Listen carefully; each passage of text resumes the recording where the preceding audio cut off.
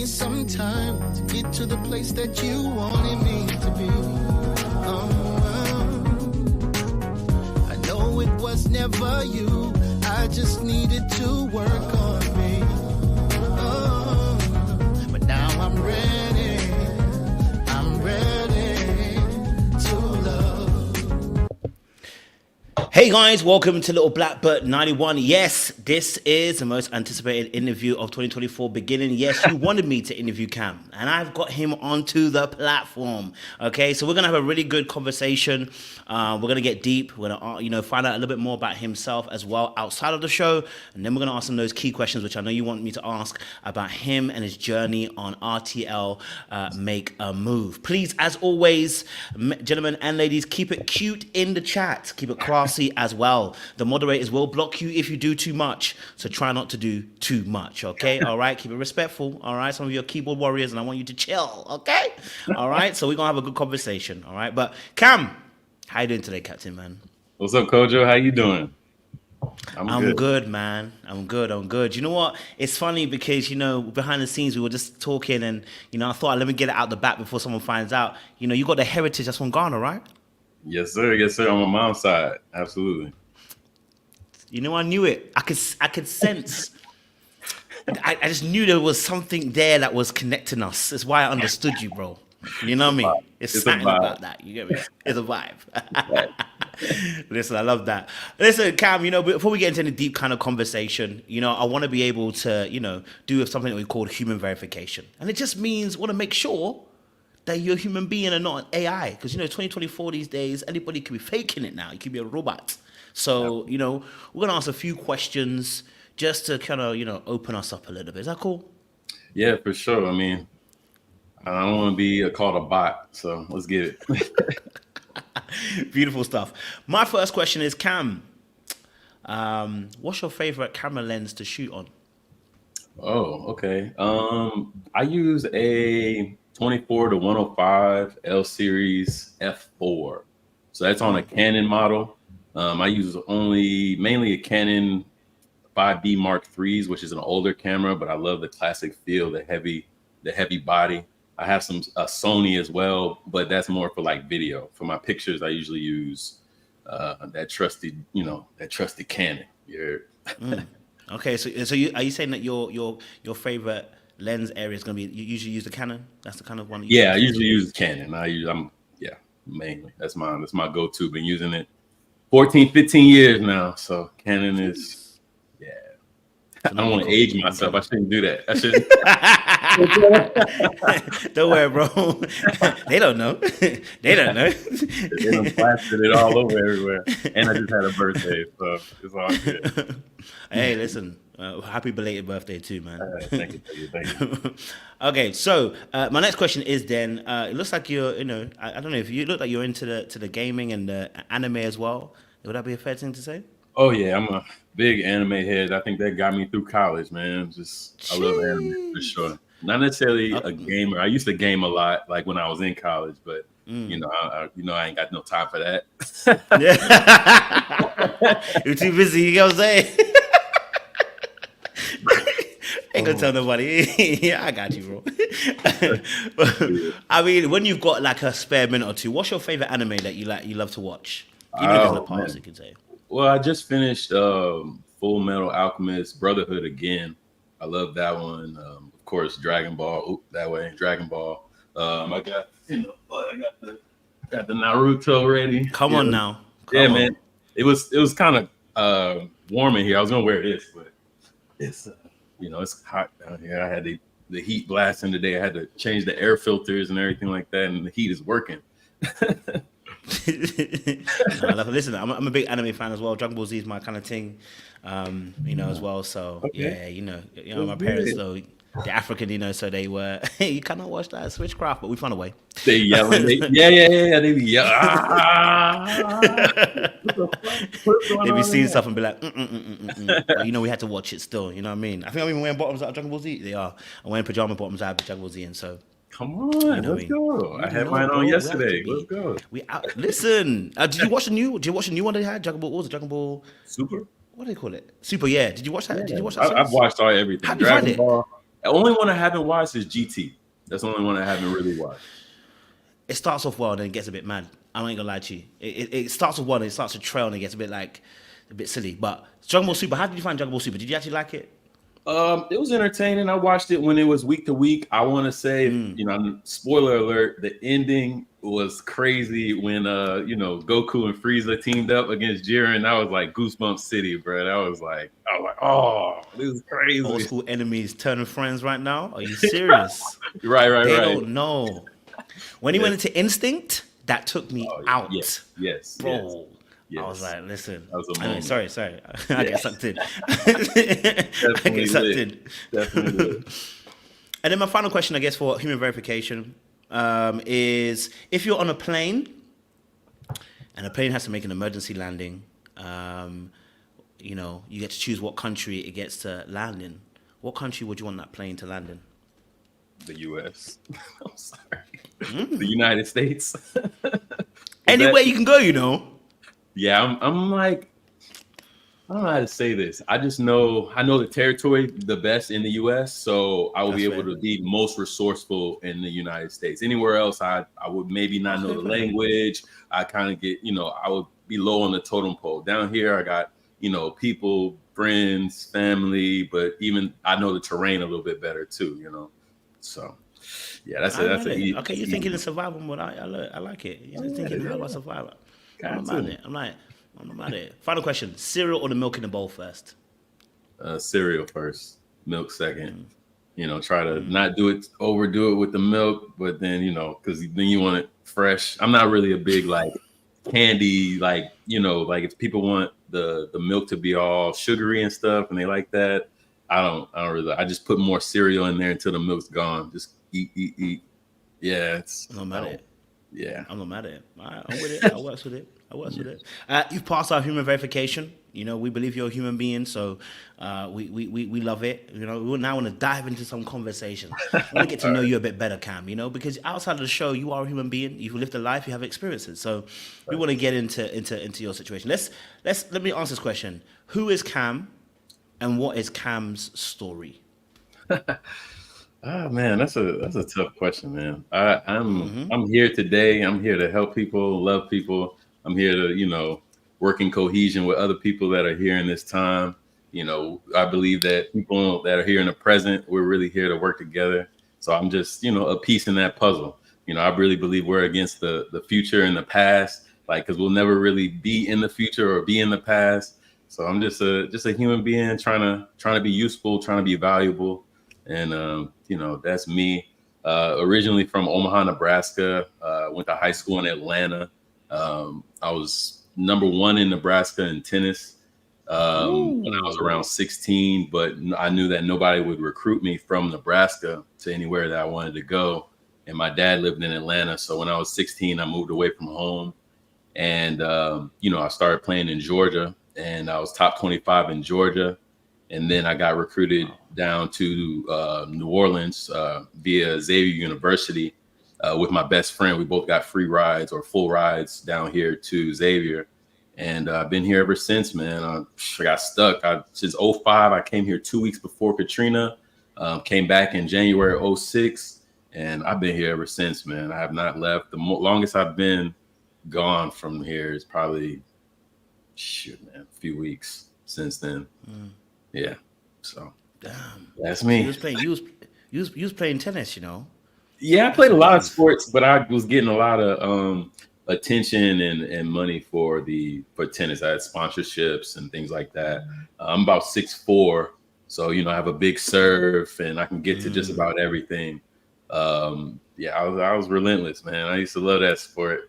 It's nerve wracking. Tennis is nerve wracking because you're out there by yourself or with one other guy and. That self-talk and all that. Competition.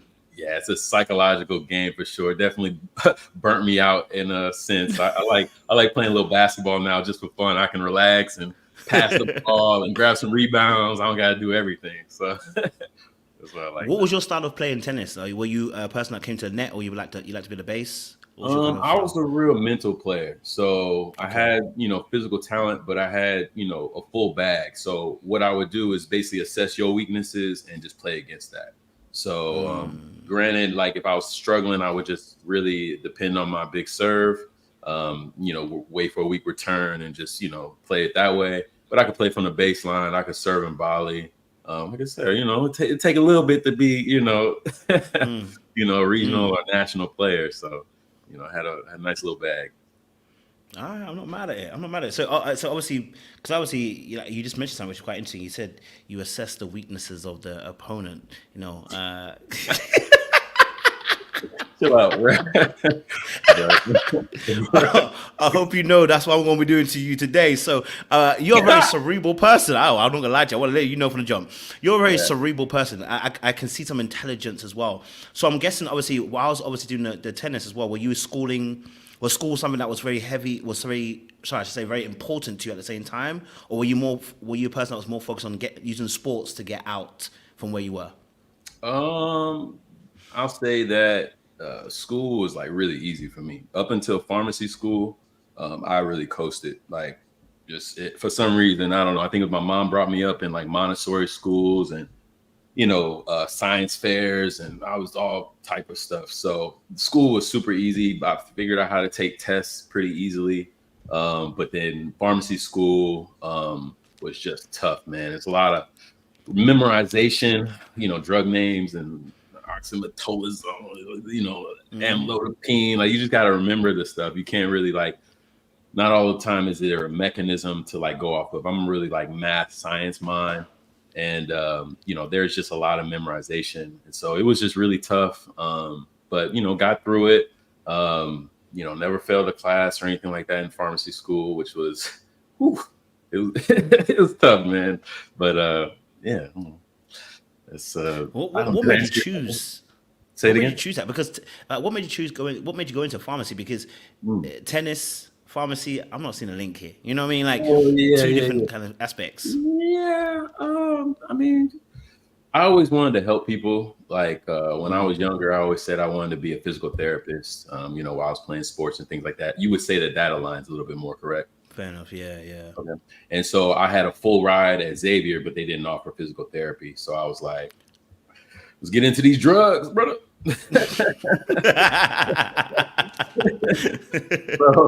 So yeah, that's it. I had 2 years left on my scholarship, and they were like, I either have to go somewhere else, get a part of a new team and try to use some of my eligibility.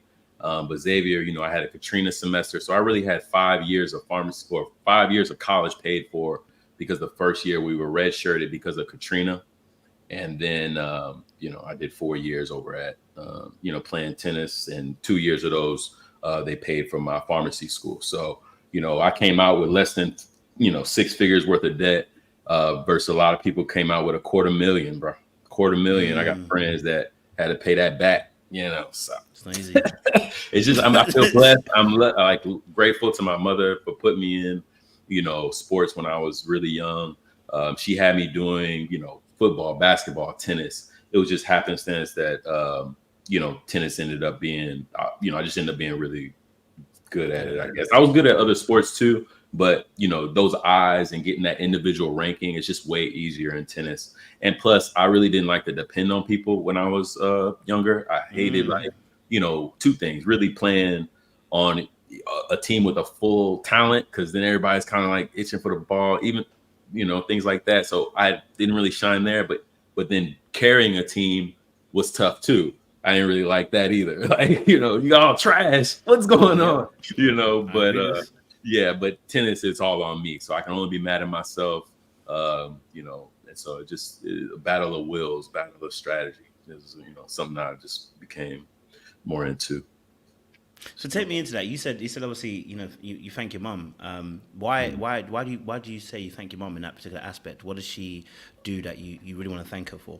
Well, she just kept me busy, man. And so that might be some of my problem to this day, is just she had me in 2 sports at a time while I was in honors classes. So I was just go.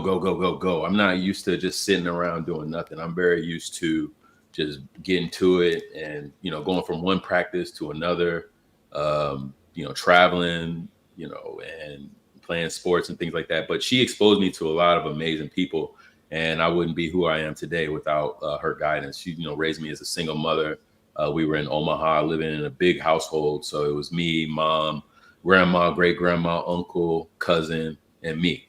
At one point, me and my mom lived on, I guess you could call it bunk beds that slide out, you know, and stuff like that. So it was, but she raised me with a lot of love, a lot of encouragement. I feel like I'm, just a confident person because of that reassurance, that love. A lot of people don't get that in their life. And so I'm just always going to be grateful towards my mom, like over anything, for real. I love that. And so just tell us a little bit more then from your perspective, what was that like living in such a mixture of a household with various different people in it, which are family, but in the same household? What was that like for you growing up? I don't know. I liked it. Just, it was always kind of busy, always something going on. I know when my great grandmother passed, I ended up getting her room. So I ended up being pretty isolated in that room a lot. Like, mom would go to work and, I would do all my sports and stuff like that. But then when I was home, I would just pretty much be in my room a lot. Or, when everybody's asleep, I'd go out into the living room and watch TV and lay on the floor, just fall asleep on the floor and stuff like that. But I really, we all had our own thing going on. Everybody in the house, like my uncle and my cousin, they was doing their own thing. They stay in the basement. My grandma, she'd do arts and crafts and just a very busy, amazing woman. And my mom just holding it down, you know what I mean? So we were close, but I would say we all had our individual things that we were doing. So I'm an only child, but I grew up in a big household. So it's I kind of got some pros and cons from each side of it, working with a whole bunch of others, but then also being somewhat isolated and selfish. I don't know what you want to call it. Like, I get it. Yeah. I understand that point. I do have a quick question. Do you have siblings? Or are you? Yeah, I have 3 others. I'm firstborn though. So you're the oldest. Ooh, yeah. You know the trauma of the firstborn. Yeah, what I mean? Yeah, everything's on your neck, everything's on your shoulders. Yeah, like certain things, you know what I mean? You gotta be a little parent in a way sometimes, huh? Yeah. So that makes everything a bit heavy, you know what I mean? And you grow up quicker, you know what I mean? So, and I played a bit of tennis, but I wasn't that great at it, so I won't lie to you. I was more into my soccer and that. But I feel the same way you feel, which is I don't like people relying on me, and I don't like to rely on others. I like a solo situation. I like to know that if I failed, it's because I failed, not because you know what I mean? Yeah. I see you taking that work ethic into, your YouTube, man. It's all on you, and you like that pressure. I can see that in you. Listen, I like the pressure, bro. You know what I mean? I like the pressure. I like things to be on me. You know what I mean? I think I work best under pressure.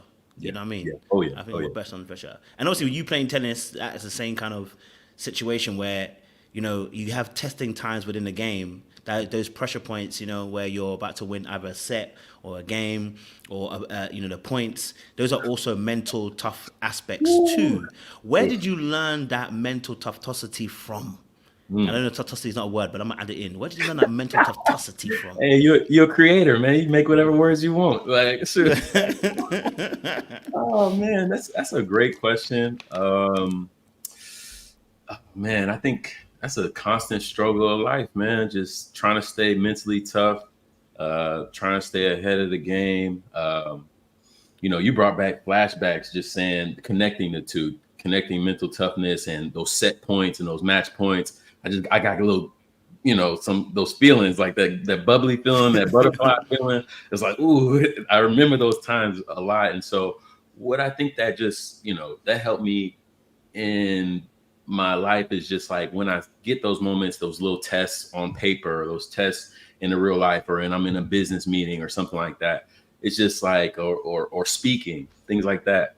It's just, you've been there before. You've had those butterflies, you've had that nervousness. And so I would just say, like, just sports, especially like in college, when you're individual, but you have a team on your back. Like, I remember one time specifically, I want to believe it's my junior year, where we were in the national tournament, and we would always win conference, but we would have a tough time in the national tournament, and everything was coming up to my match. It was 4-4, and you have 9 matches, 6 singles, 3 doubles, and it was down to my singles match, and everybody was watching, and it was a tiebreaker.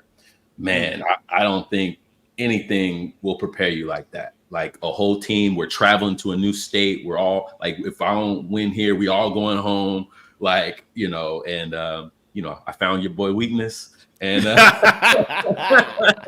I used some of the elements of the, you know, of the venue to my favor. Like the sun was in a weird, crazy place, and like match point, he came to the net, I lobbed it straight up, and I knew that boy was having a tough time at the net all day. And he shanked the heck out of it. And, you know, you say that's an error, but I put him in that position. And just, I would say that honestly, that moment really helped me a lot and gave me a lot of confidence. Like everybody rushed the court, tackled me, you know, all that kind of stuff. We lost the next round to the #1 seed, but but we got to stay there an extra day and be sore and experience that on my back. So, you know, shout out to, you know, the Gold Rush, XU, baby. Did your mom come to many of the games? Was she able to come to most of the games? My mom was with me through all juniors, like, you know, until I moved to Atlanta with my pops. She was my #1 supporter and my #1 coach. Like she would have, you know, I would take lessons and things like that, but she would be taking me everywhere from, you know, just because we did a lot of the Midwest region. Like I said, I'm from Omaha, so we would go to Missouri, Kansas City, just all around the Missouri Valley area. And it was just me and her.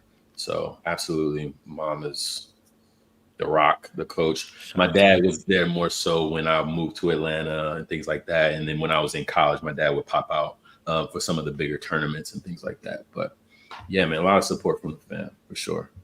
What was it like? What was it like for you? Because as a man to man, you know, playing sports, you know, I played soccer, and you know, my dad didn't really come to watch my games, to be honest. So, you know, okay. I remember how that felt though.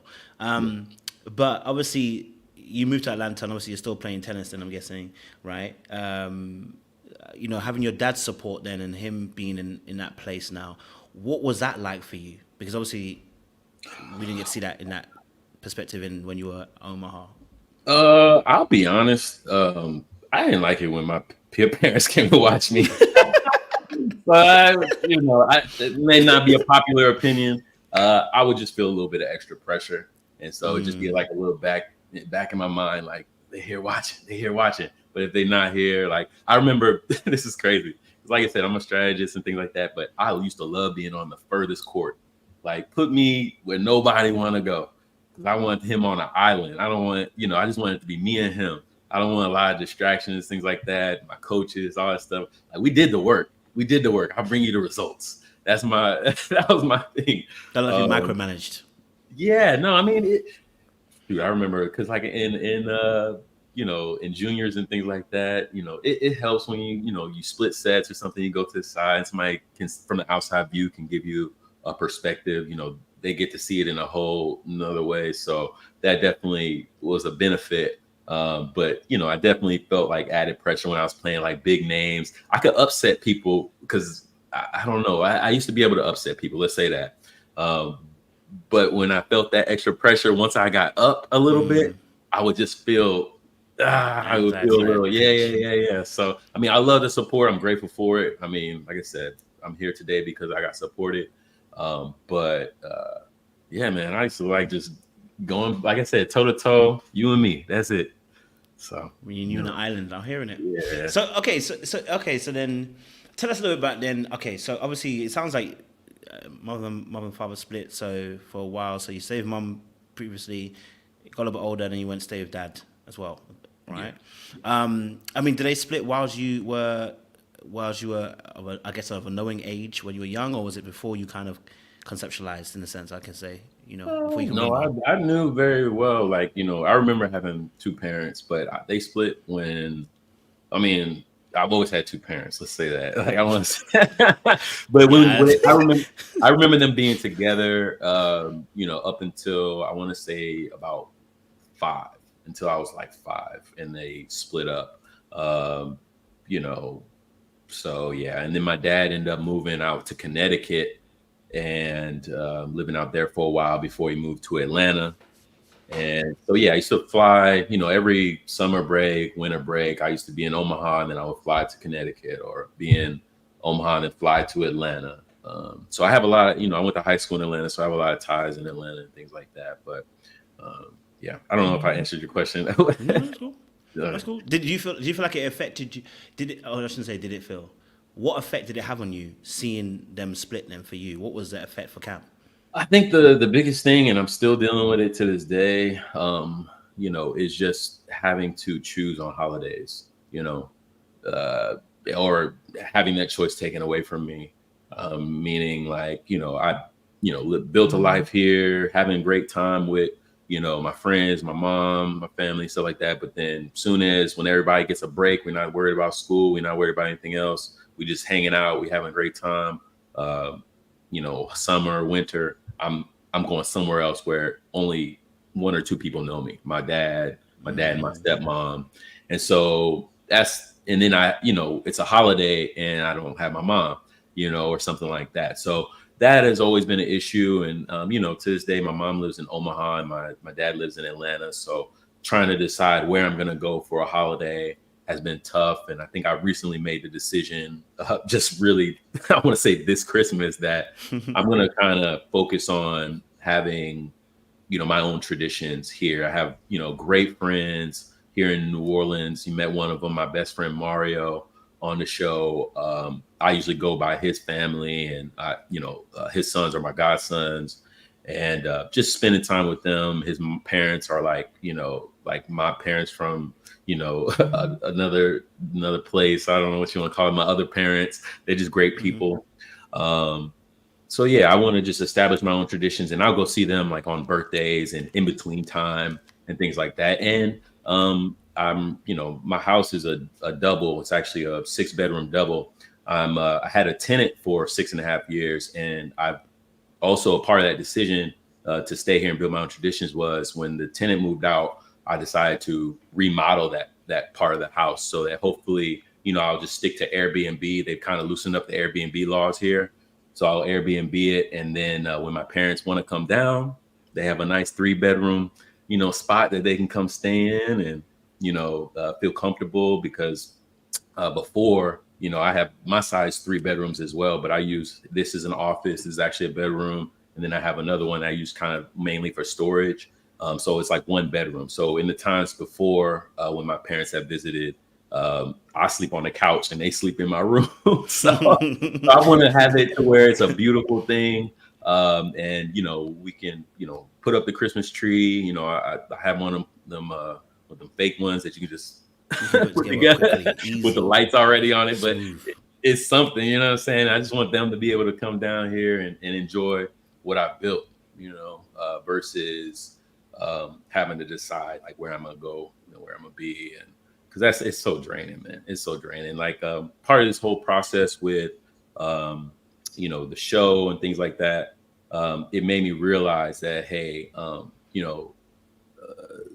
I need to do better with my communication with my family and and manage the distance between us a little bit better, because I was getting a lot of requests, from Zadia and to try and to make it work. And I wanted to, but it's something I've always struggled with since I moved away from my mom when I was 16.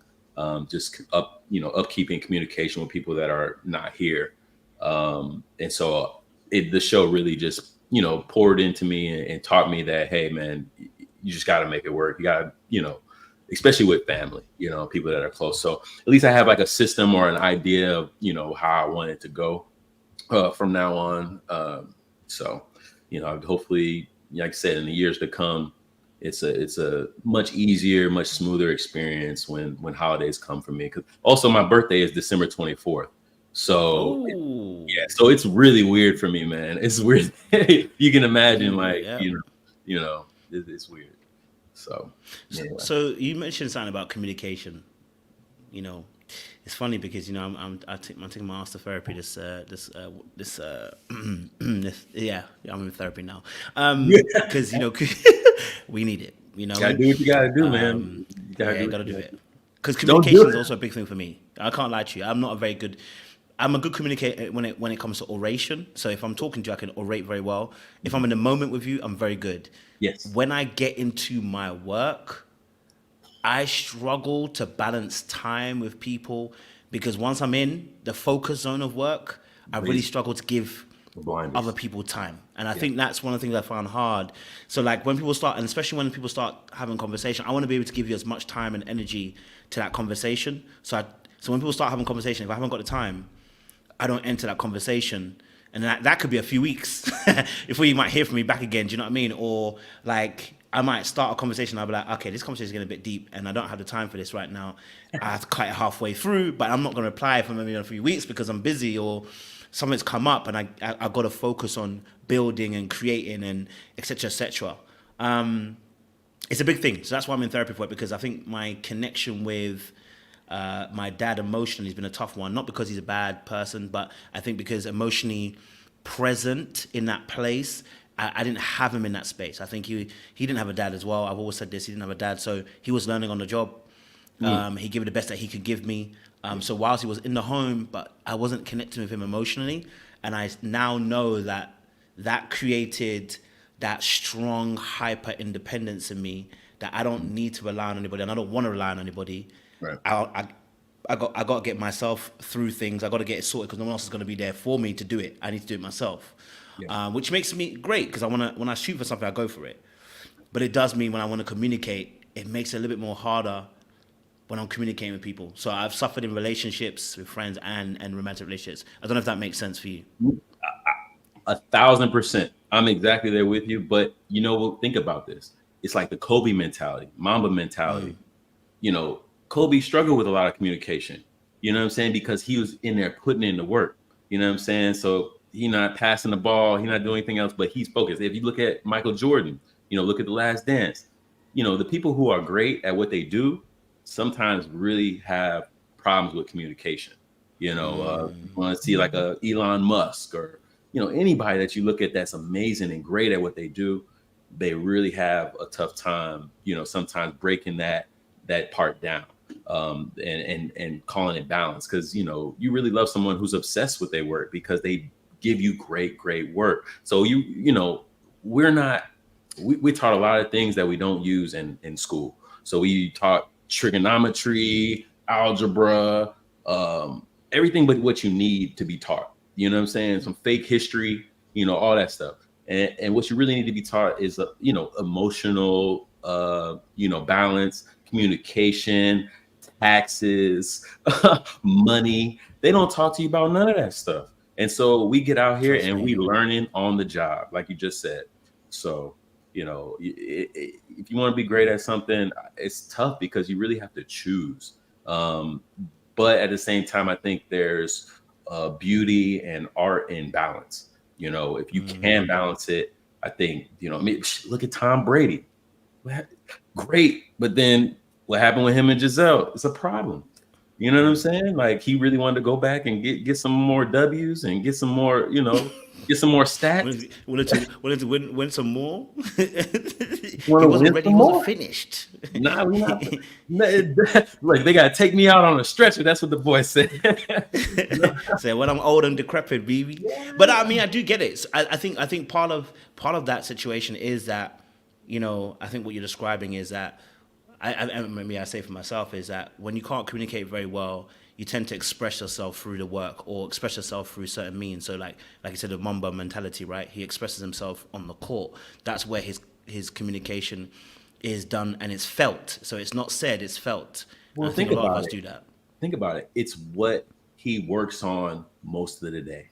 It's what he's working on. So you really have to just work on it. If you want to be better communicator, you got to do the research. You got to sit there and talk to people, understand people, spend time in the field just communicating. But if you're sitting up here behind a computer, you sitting up there, just, whatever you do, whether you're a doctor or whatever, if you're doing that 10 hours a day, 12 hours a day, what you going to eat, sleep, and, go to the bathroom. It ain't a lot of other time left in the day.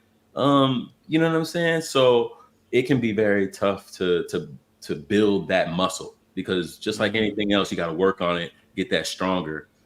So it's something that I'm trying to work on constantly. I think, talking to my friends and things like that. I know Vern actually on the show suggested therapy and things like that, stuff that didn't make the cut. We had a lot of communication about working on communication.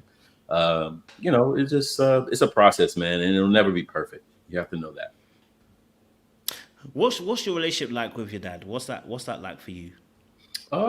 Pops is like one of my best friends. Like, he just a cool guy, man. Like, real cool. I moved with him when I was 16, and he just kind of let me run wild. So, I appreciate him that way, and I love the guy, man. He's a fun dude. He's not a big disciplinarian. However, I got enough of that from mom. Mom was pretty strict. She's going in. What do you expect?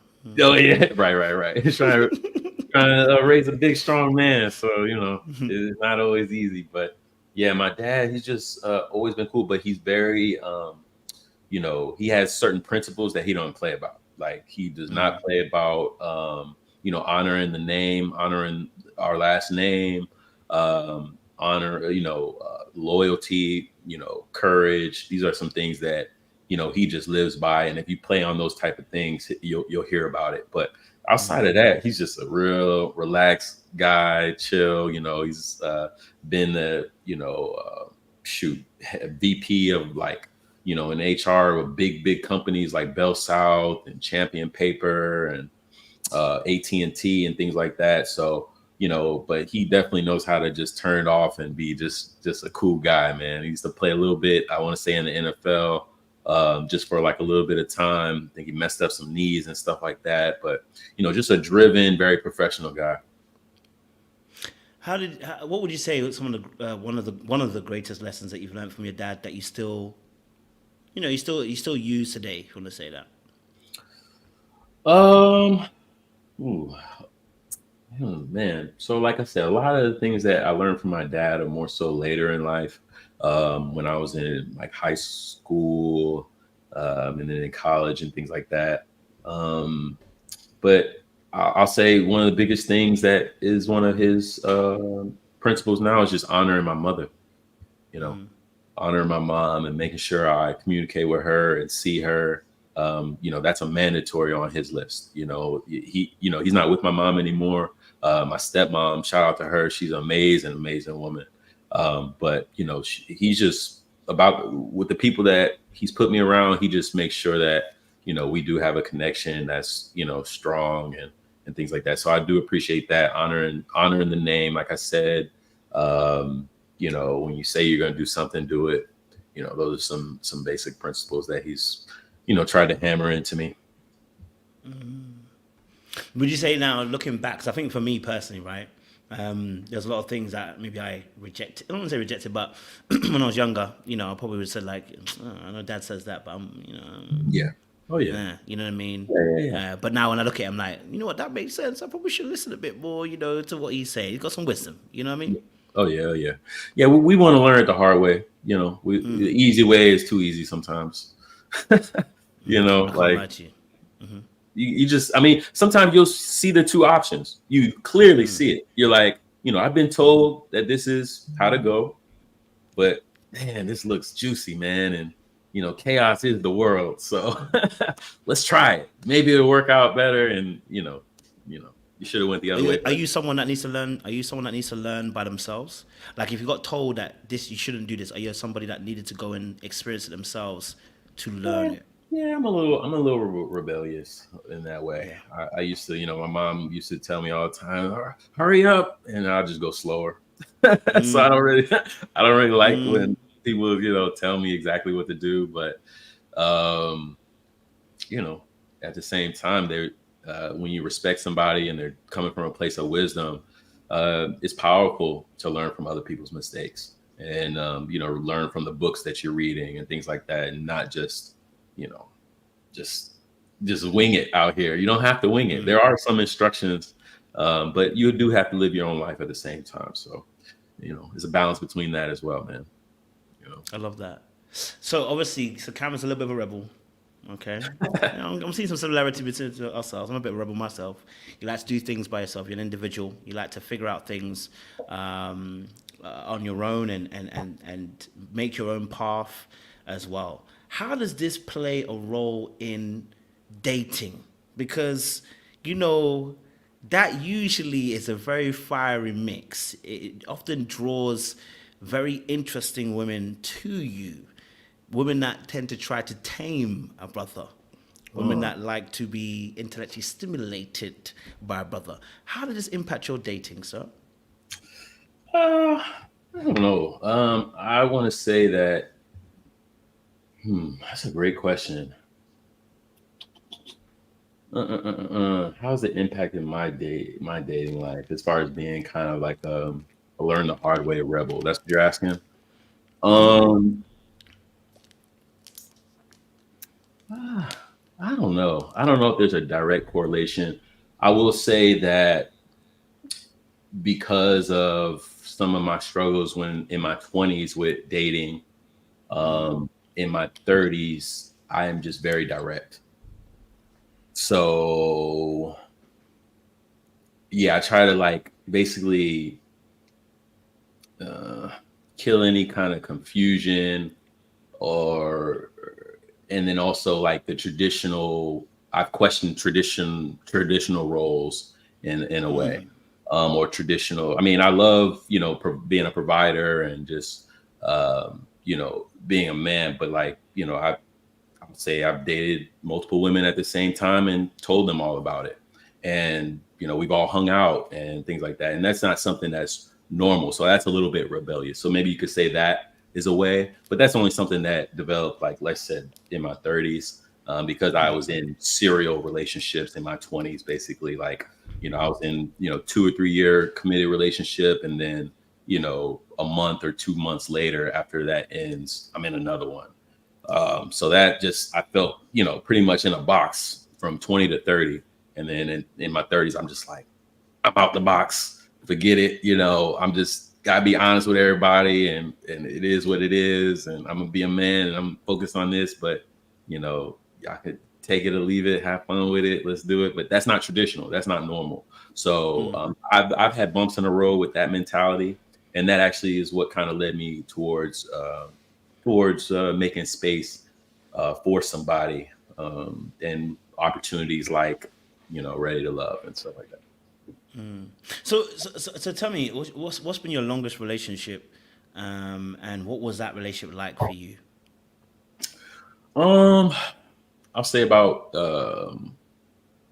3 years, 2 or 3 years.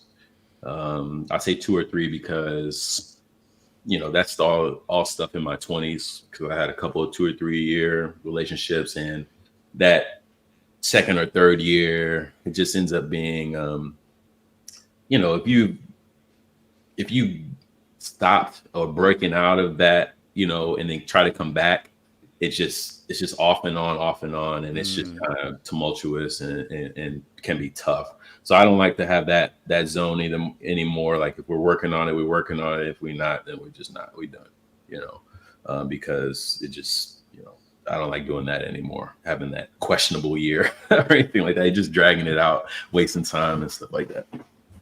Sounds like you got a little bit of a kill switch, Mr. Cam. It gets to the third year and you forget the third year and something happens and you're like, No, no, I think sometimes when I was younger, I used to let stuff go too long. That's all. And so it's developed into a better kill switch now. Just kind of seeing the signs and being like, let's try to make it work. But if it's clearly not going to work, like, hey man, let's just be cool. Let's be friends or not. And let's just live our lives. There's 8 billion people in the world, 7.5 billion, something like that. So, you just gotta, work on yourself, keep going higher, align yourself with your purpose, and then somebody will come and match that. You know what I mean? So I'm really kind of focused on that now. I don't sway on, I try not to sway from like what I'm doing, because I know if I continue to do what I'm doing, it's going to bring high quality people into my life. And, absolutely. That's where I want to be. So are you saying that previously you would sway from your vision and sway from what you were doing and be engulfed by a relationship? In my 20s, yeah. Yeah, absolutely. I mean, there's so many things I maybe would have wanted to do. I don't have any regrets or anything like that. I don't really believe in that, learning lessons, of course. But yeah, man, I literally, when I bought this house, I want to say right before I turned 30, um, I was like, I'm about to just do me. You know what I'm saying? Like I see that when and it's funny because I ended up in like a couple more relationships in my 30s, but they were just so much more just fun and in alignment with who I was at those times. And just I grew a lot and they grew a lot. And eventually maybe you outgrow it or whatever and paths diverge. But I feel like my quality of relationships increased so much more when I stuck to that versus like, oh, this is the first, beautiful woman or piece that I've seen in a minute, and let's just run with it because it's great, and then you figure out 3 months down the line, you got that 90 days, and where it's all sweet, and then then the real beasts come out, and it's like you got to really work with somebody at that level, like when they're really comfortable with you, and see who they are there, because like everything that glitter ain't gold, and there's a lot of especially in the social media world, it's a lot of glitter, you feel me? So you got to get down to the meat and bones, and that really kind of determines how much longevity you'll end up having in a relationship. If you during the hard times, it's fun, you work through those things in a beautiful way, and it's like, dang, we worked through that like butter. And like when that happens, that's how you're really supposed to be with somebody versus like shit, man, I want to jump off the cliff. You heard me? Like she jumping on my car, throwing bricks through my window. I don't think she got conflict resolution in her mind. Like I don't think it's gonna work. So I get it. I actually do get it. So so for you, it sounded like what you're saying is you had to develop first and foremost for yourself boundaries so that you could stick to what you needed to stick to. Would that be fair to say? Boundaries. Yeah, you could say, or more even so, like my own purpose, vision, alignment. You know what I mean? Because just keeping that the main thing as a man, and just like somebody will come compliment you. Just I mean, that's the same for women though too. Like women, just do your normal thing, make yourself greater. Get in the gym. Join some book clubs or something. Do some fun stuff for yourself. Go to the movies by yourself. Like you'll find somebody else doing those same things, and it's like, no, it ain't a big problem when we want to do something together, because we both like doing the same things versus like I don't know, like the online dating. I kind of gave all that up and stuff like that because like you're just in there meeting with people, but yeah, it's not real. You're not meeting people in the real world. That attraction, you never know. They putting their best pictures up, and they don't look nothing like that, or they just talking that energy, but they a homebody, and I like to go out, or or vice versa. I'm really a homebody, and what I'm saying. So you just gotta meet people in the real world, and run with that, I believe.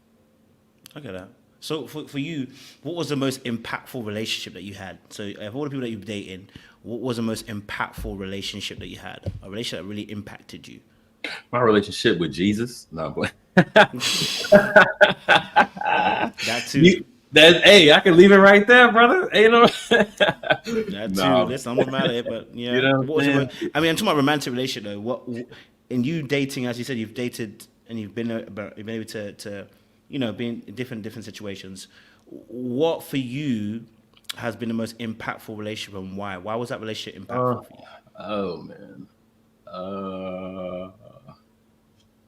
I don't know. I've had some relationships. I do have one that just sticks in my mind heavily. It's kind of interesting. She's a creator, I'll say, but a lot of people know her for like, her like artistry in the rap world, and just her ambition and how she used to wake up so early and get it.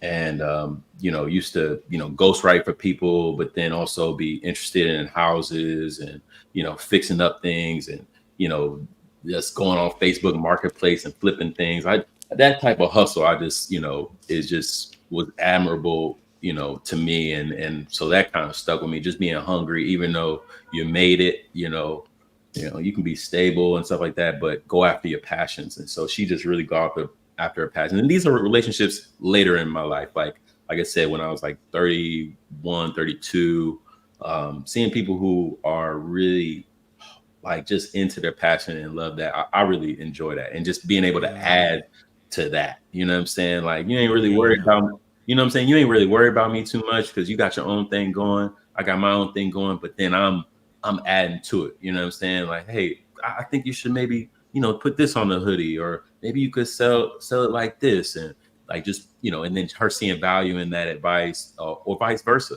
being able to bring something to someone who's achieved something in their life. And that's actually one thing I really loved about Zadia. Like, I really was able to, bring her some ideas, and she would just be like, "Oh yeah, I think it would be like fire if you did bop, bop, bop." And I'd be like, "Dang, yeah, that's real. I really do. Thank you." Or like, "Hey Cam, go write that stuff down, get it out your head." And just, and that stuff is invaluable when somebody's close to you and they can just throw you some information and some stuff to like just make you feel better on the inside. Like, all the physical stuff is all good. Like, it's just, you see that it's a dime a dozen, never know what's under the makeup and all that stuff. Everything look good, but what's below that, and can they help you along your purpose and become who you're supposed to be in life? Is that something that actually draws me to someone like much deeper. I actually really do get what you're saying. I really do. I think maybe the audience might not fully understand it, but it's funny because obviously I've been having this conversation myself with a few other people in terms of looking for a partner, what you want. And I think what you're describing here is somebody that has their own thing going for them, right? So that there's not an over-reliance on the individual person. It's not that you don't want the person to be close to you, but rather so there's not an over-reliance. You like your individual aspect of yourself, right? You like to have, you want to be focused on what you're going to. You want them also to be focused on them too. And you want to be able to join together to do your thing, but you want to be able to say, hey, you're not going to be so focused on a relationship that it takes you out of what that person's individuality is, right? So that you two are still working together, but as separate entities in a sense, if that would make sense correctly. Bamboo. If you think about bamboo, they grow next to each other, and their energy, usually fosters and helps them each other grow. They don't intertwine and do all that, but you got your thing going, I got my thing going. We could be in several rooms, and you grinding, I'm grinding, and we just come together and make it easier on each other. Like, that's a beautiful thing to me. Sure. I get that. What? So talk to me. Okay, looking back at your past relationships, I want you to look at the themes of those relationships. Why did those relationships not work?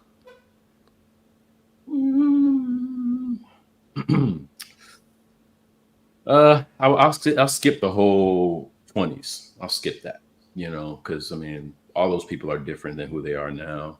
And I would say that there's some maturing that I needed to do and things like that.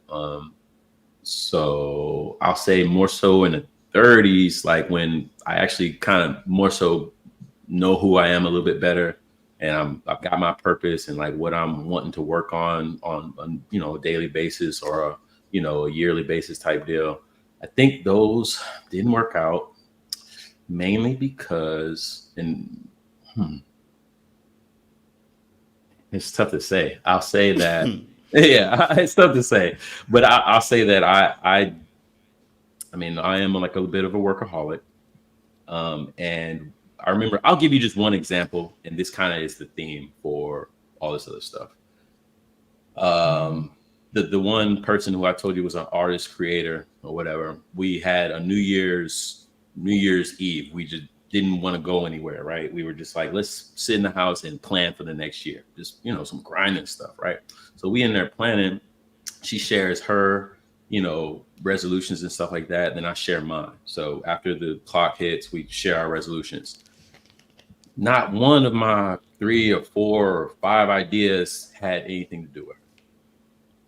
Now, in my heart, I always thought that, she was going to be there with me, you know what I'm saying? And we're going to go on the path together, but I didn't verbalize or make an effort to let her know that she was in that role. Does that make sense? Mm-hmm. So like I thought it subconsciously, I was like, you know, we doing this together, and I thought it wasn't a big deal, but that was a trigger for her when she didn't hear like, let's get a house together, let's work on this empire. When she didn't hear those specific words, she checked out, and we broke up in February, March, something like that. So I'll say that's a theme, you know, for later in my life. And I mean, you guys can kind of get a feeling of that, you know what I mean? So Why wasn't that verbalized for you? I just want to just tap into that a little bit. Why for you did that not come up? Here's crazy. It's crazy because like I did feel like we were gonna do it together, but in a sense, I did kind of see our paths diverging.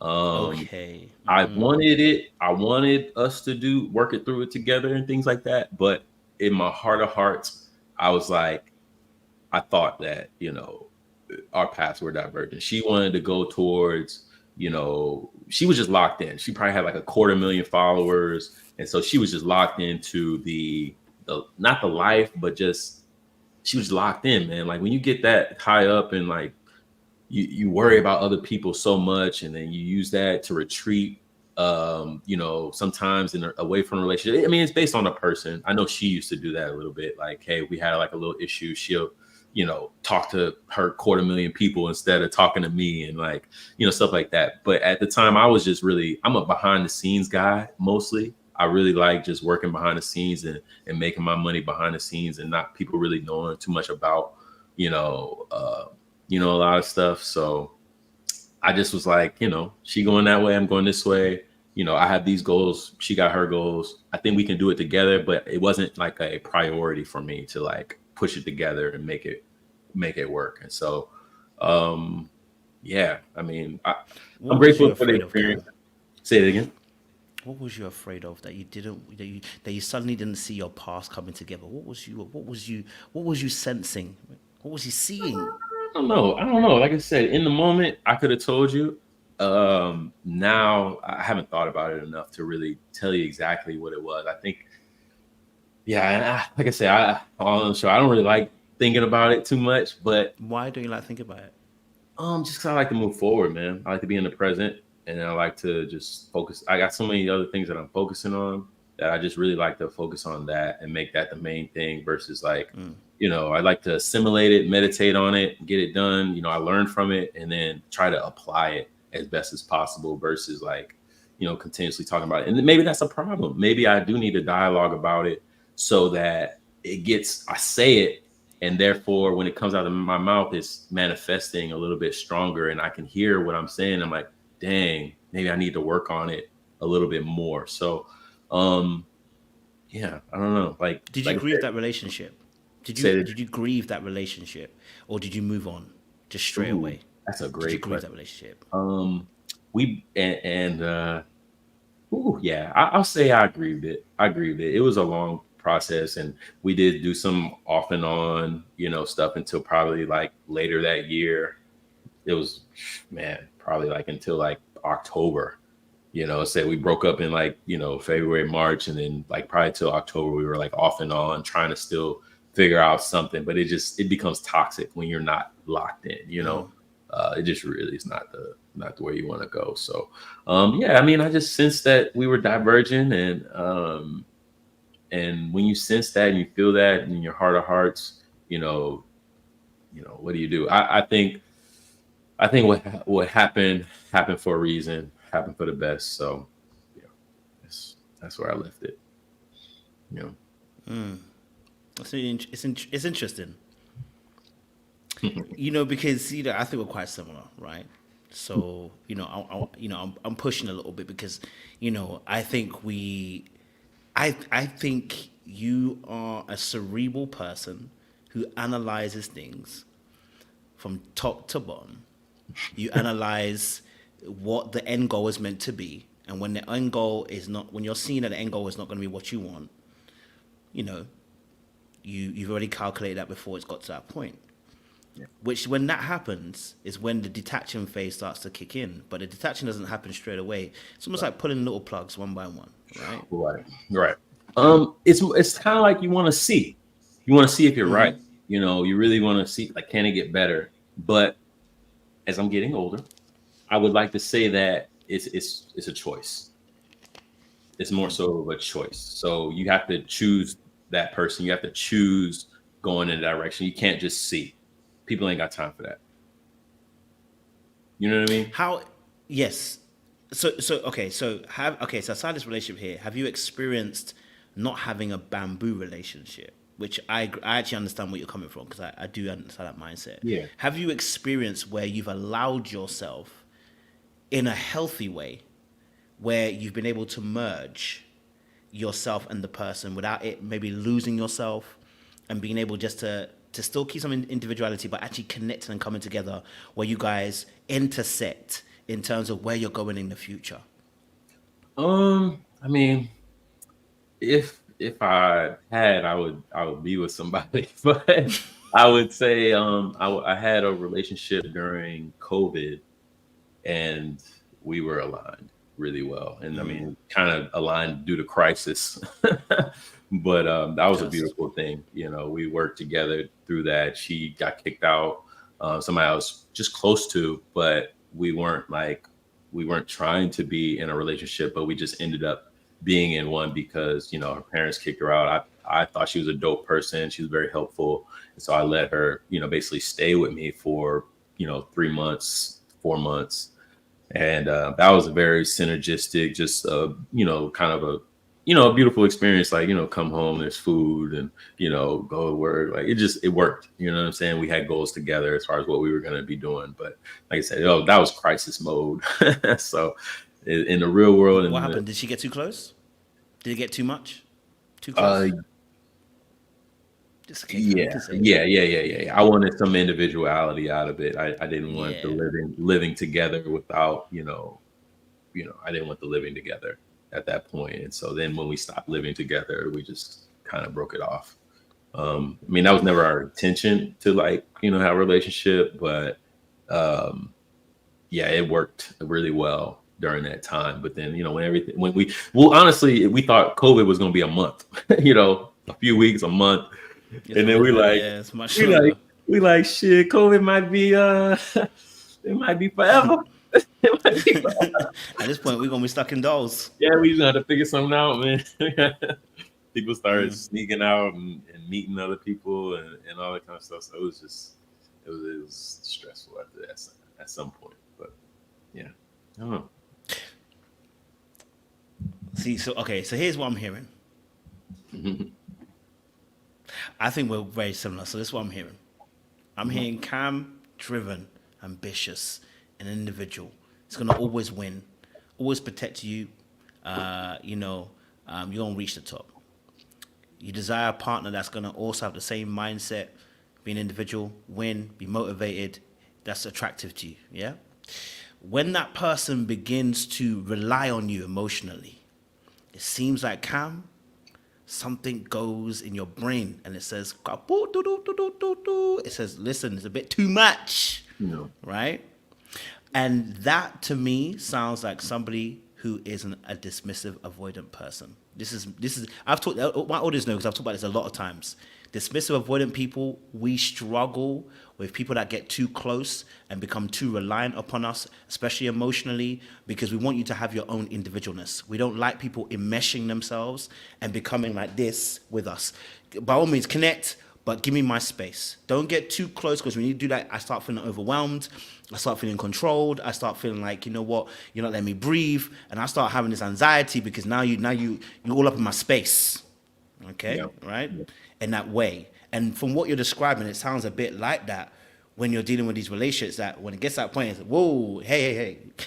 I gotta focus. And when you say that you're busy, that is one of the ways or tactics that dismissive, avoidant people use to create distance between themselves and the other party, so that the person can't get too close. This is what I'm hearing, but I may be wrong. Yeah. I would say it's dependent on the situation. So okay. I actually retired for 3 years. So I want to say when I was well done. Huh? I said well done, man. That's powerful. Oh, I mean, I'm back working, so it's not. No. I don't know. I don't know. I don't know if I did that good, but You tried. yeah, yeah. Like, so I'll say this: when I'll say 33. That's when I retired. I had a six-figure marketing company. 6-figure a year marketing company. My photography business was doing really well, but then COVID hit. And I had a lot of investments. I had, like, what I'm saying? I've seen $1 million before, what I'm saying, in crypto and stocks and things like that. So during that time when I was, when I was just, living off my investments, I'll say, you probably could have got a lot more out of me. You could have got a lot more out of me. I can sit there and talk to you. We can have so many solutional conversations, and I love working with people on things and helping them grow. I'm a giver. Absolutely. So you'll get a lot more out of me emotionally when I feel like, hey, I don't have to keep showing up for work, or if I don't have to keep showing up for my business, I'm good. Like, I was working probably 3 days a month, and my job was to pay people. Like, that was it. I was like, I would literally have to pay people for 3 days. I couldn't pay everybody in one day. It was just too much. Okay.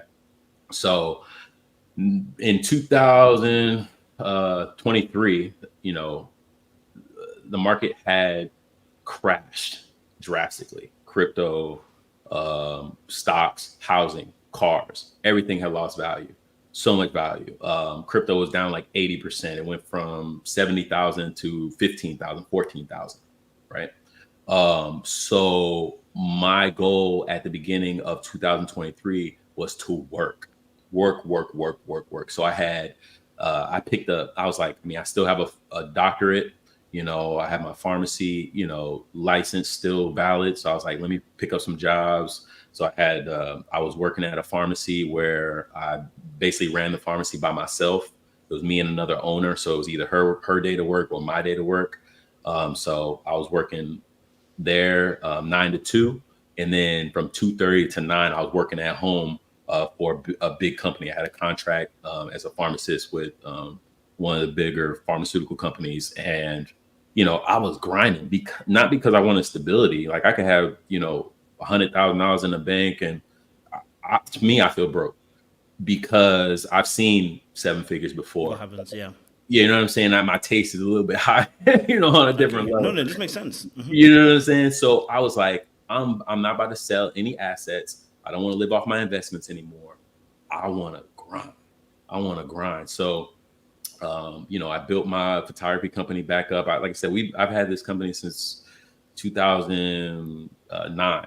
And so during COVID, it slowed down, but all 2022, I was kind of building it back up. But 2023, I was like, we need to just hit it, go crazy. So, and then I was rebuilding my marketing agency because I had let that go when I was making so much in crypto. I was at one point I was making $1,500 a day, just residually, not doing nothing. I was in Miami throwing 20s. You feel me? Like, I was tripping, just because it was cash flow. So like, I could have, 100,000, 200, 300. I can have that sitting, but if the money's not coming in, I feel like, you know what I'm saying? If it's not just coming in automatic. Yeah. And I don't even think of money. I don't think of money that I have to show up for and work for. I don't even count that as real money. I don't count it as real money because I'm always going to invest that. You know what I'm saying? I'm always going to invest that into an asset that's going to pay me, And so when I'm trying to build that up, I don't like getting distracted. I do not like getting distracted. So I'll leave that there. Let you continue. No, listen. So I want to be able to interpret what I'm hearing, right? Because a lot of people are going to hear, all they're going to hear is this money, business. I actually didn't hear that. Yeah. No. Here's what I heard. That for you, that your money, you look at it as security, not freedom. That's not a bad thing. People ever have two ways of looking at it. Money is freedom or security, right? So when you don't have, like you said, you've had 100K in the bank before, but you're still feeling some type of way. Because you're never going to feel, and by the way, you're never going to feel comfortable because for you, money is always going to be security. When you have money in the bank, it's secure. I would say no. I would say that's wrong.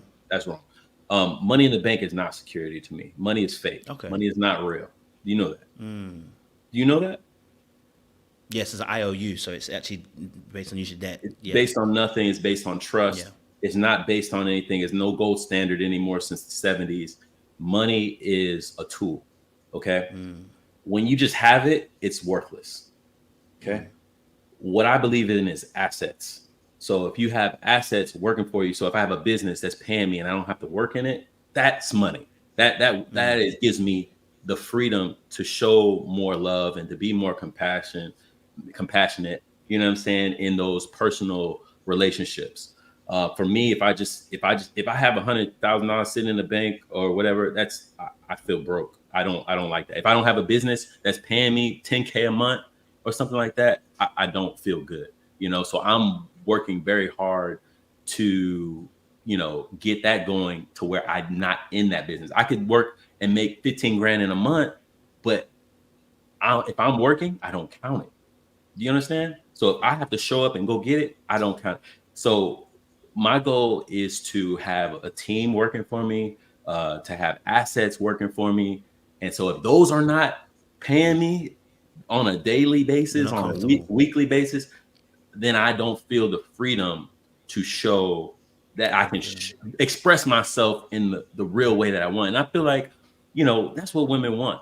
That's what women want. They want a man who has money, but also has time.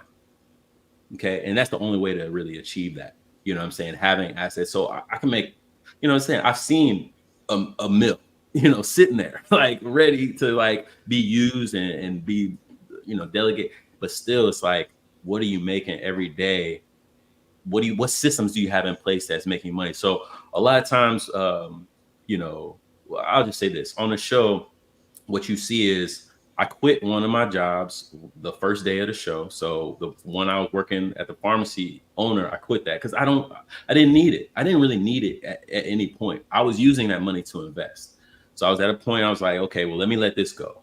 I was trying to get out of my work from home contract, but they was like, we need the help. We not letting you out. If you leave, you're done. You're done. And I'm like, bro, this is easy 6 figures. I do not need to just, for anything really just to drop it.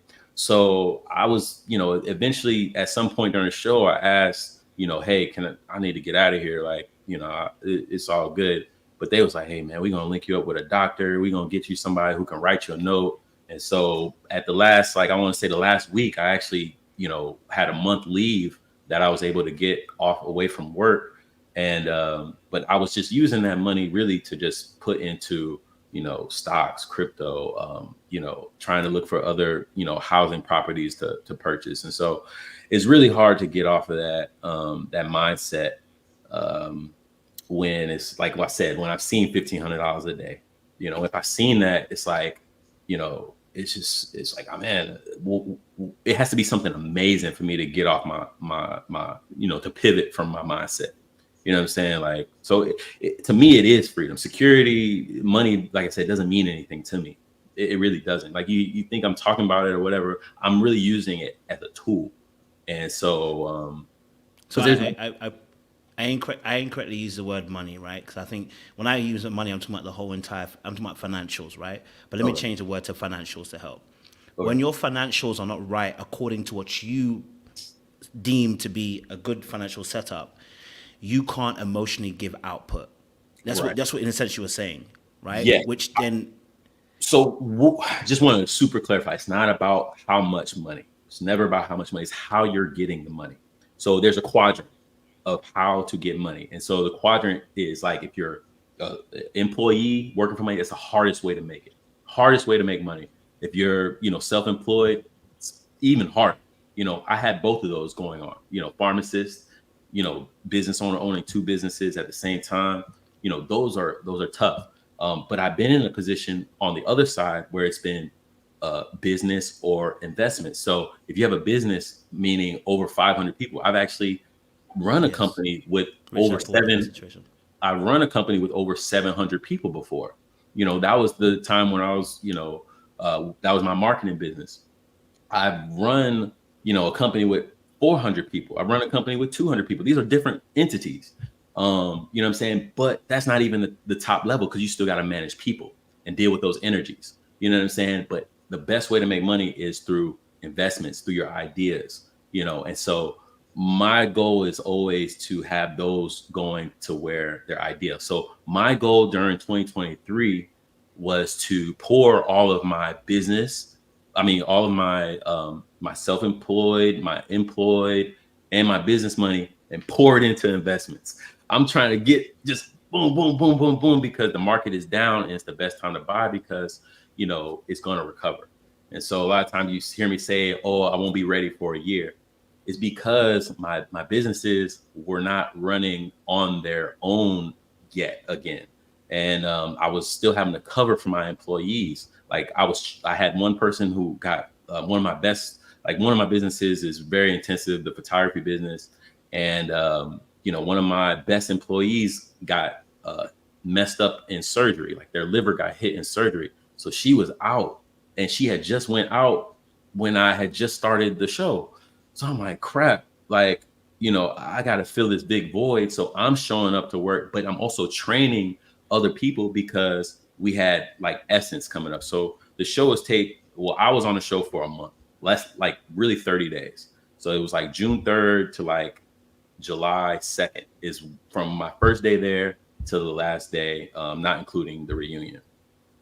Essence, which is a huge festival down here, is from we had like, I'll say we had 4 or 5 days of Essence events, and we had like 25 events. So I'm thinking we're all good when I agreed to do the show and stuff like that.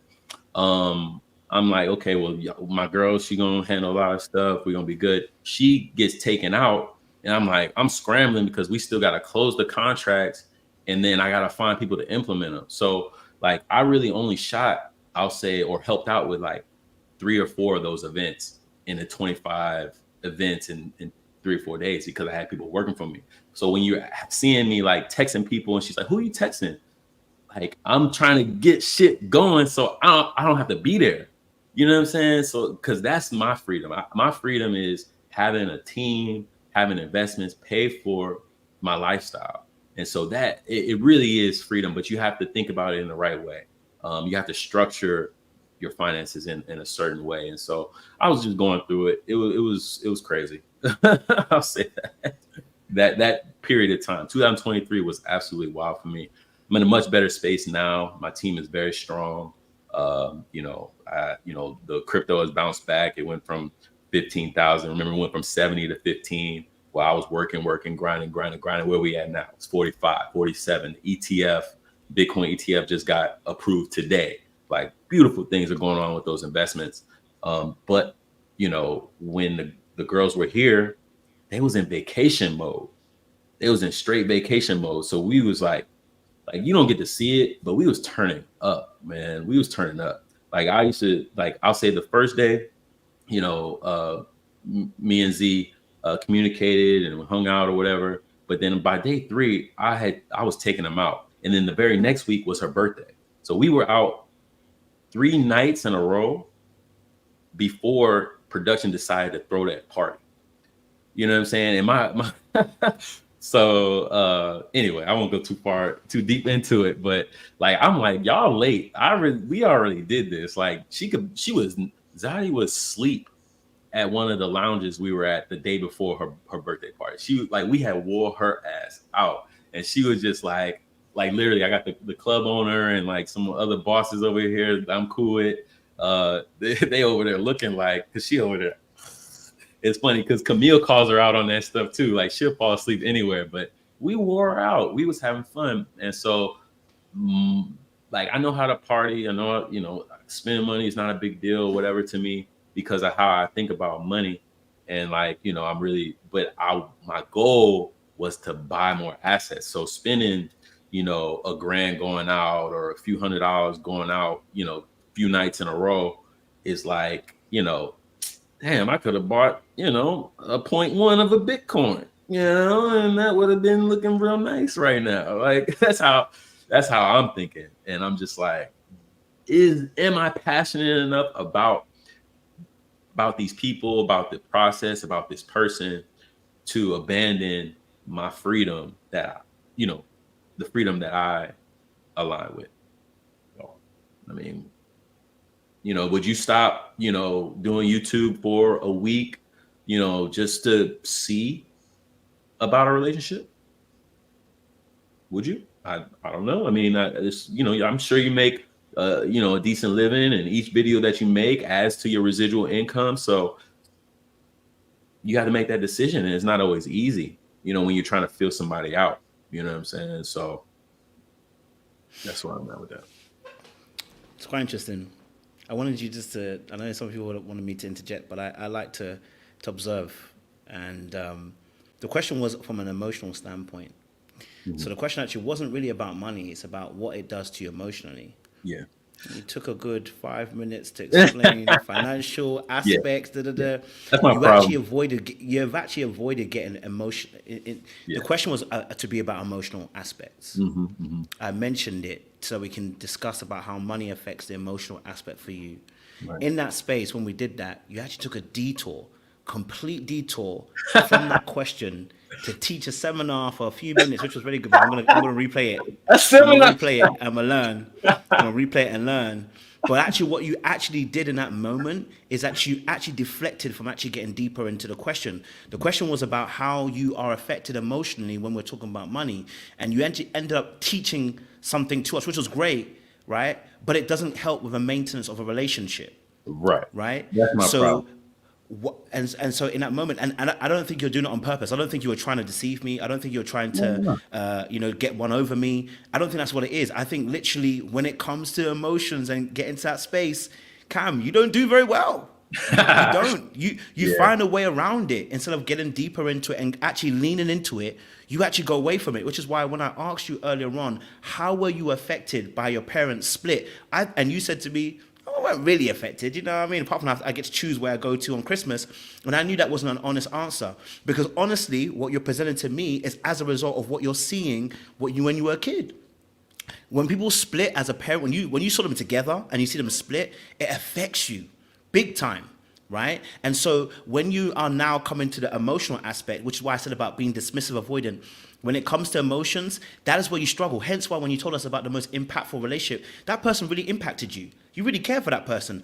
But when it came to now merging your life together, as soon as that came in, that was like where we lost Cam. Cam was like, no, well, I'm bamboo. I'm going to stick to it. You are a person that's going to stick to your goals because that's what makes sense, right? That doesn't require the emotional capacity per se to give up oneself. That is simply, I'm goal orientated. I've got ambitions. I've got this. I've got that. But when it comes to actually being emotionally open and available, sir, we're not there.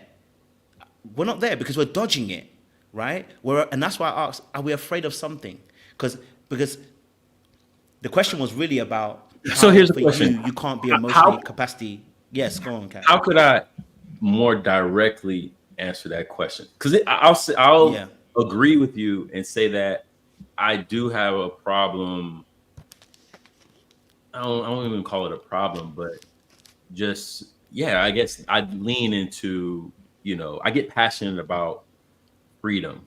You know what I'm saying? I get passionate. Like when you said freedom, stability, I really get passionate about those things. I really love teaching. I was teaching, financial things. That's why I have the whole quadrant and all that, from Rich Dad, Poor Dad and all that stuff. That's why I have it in me. But how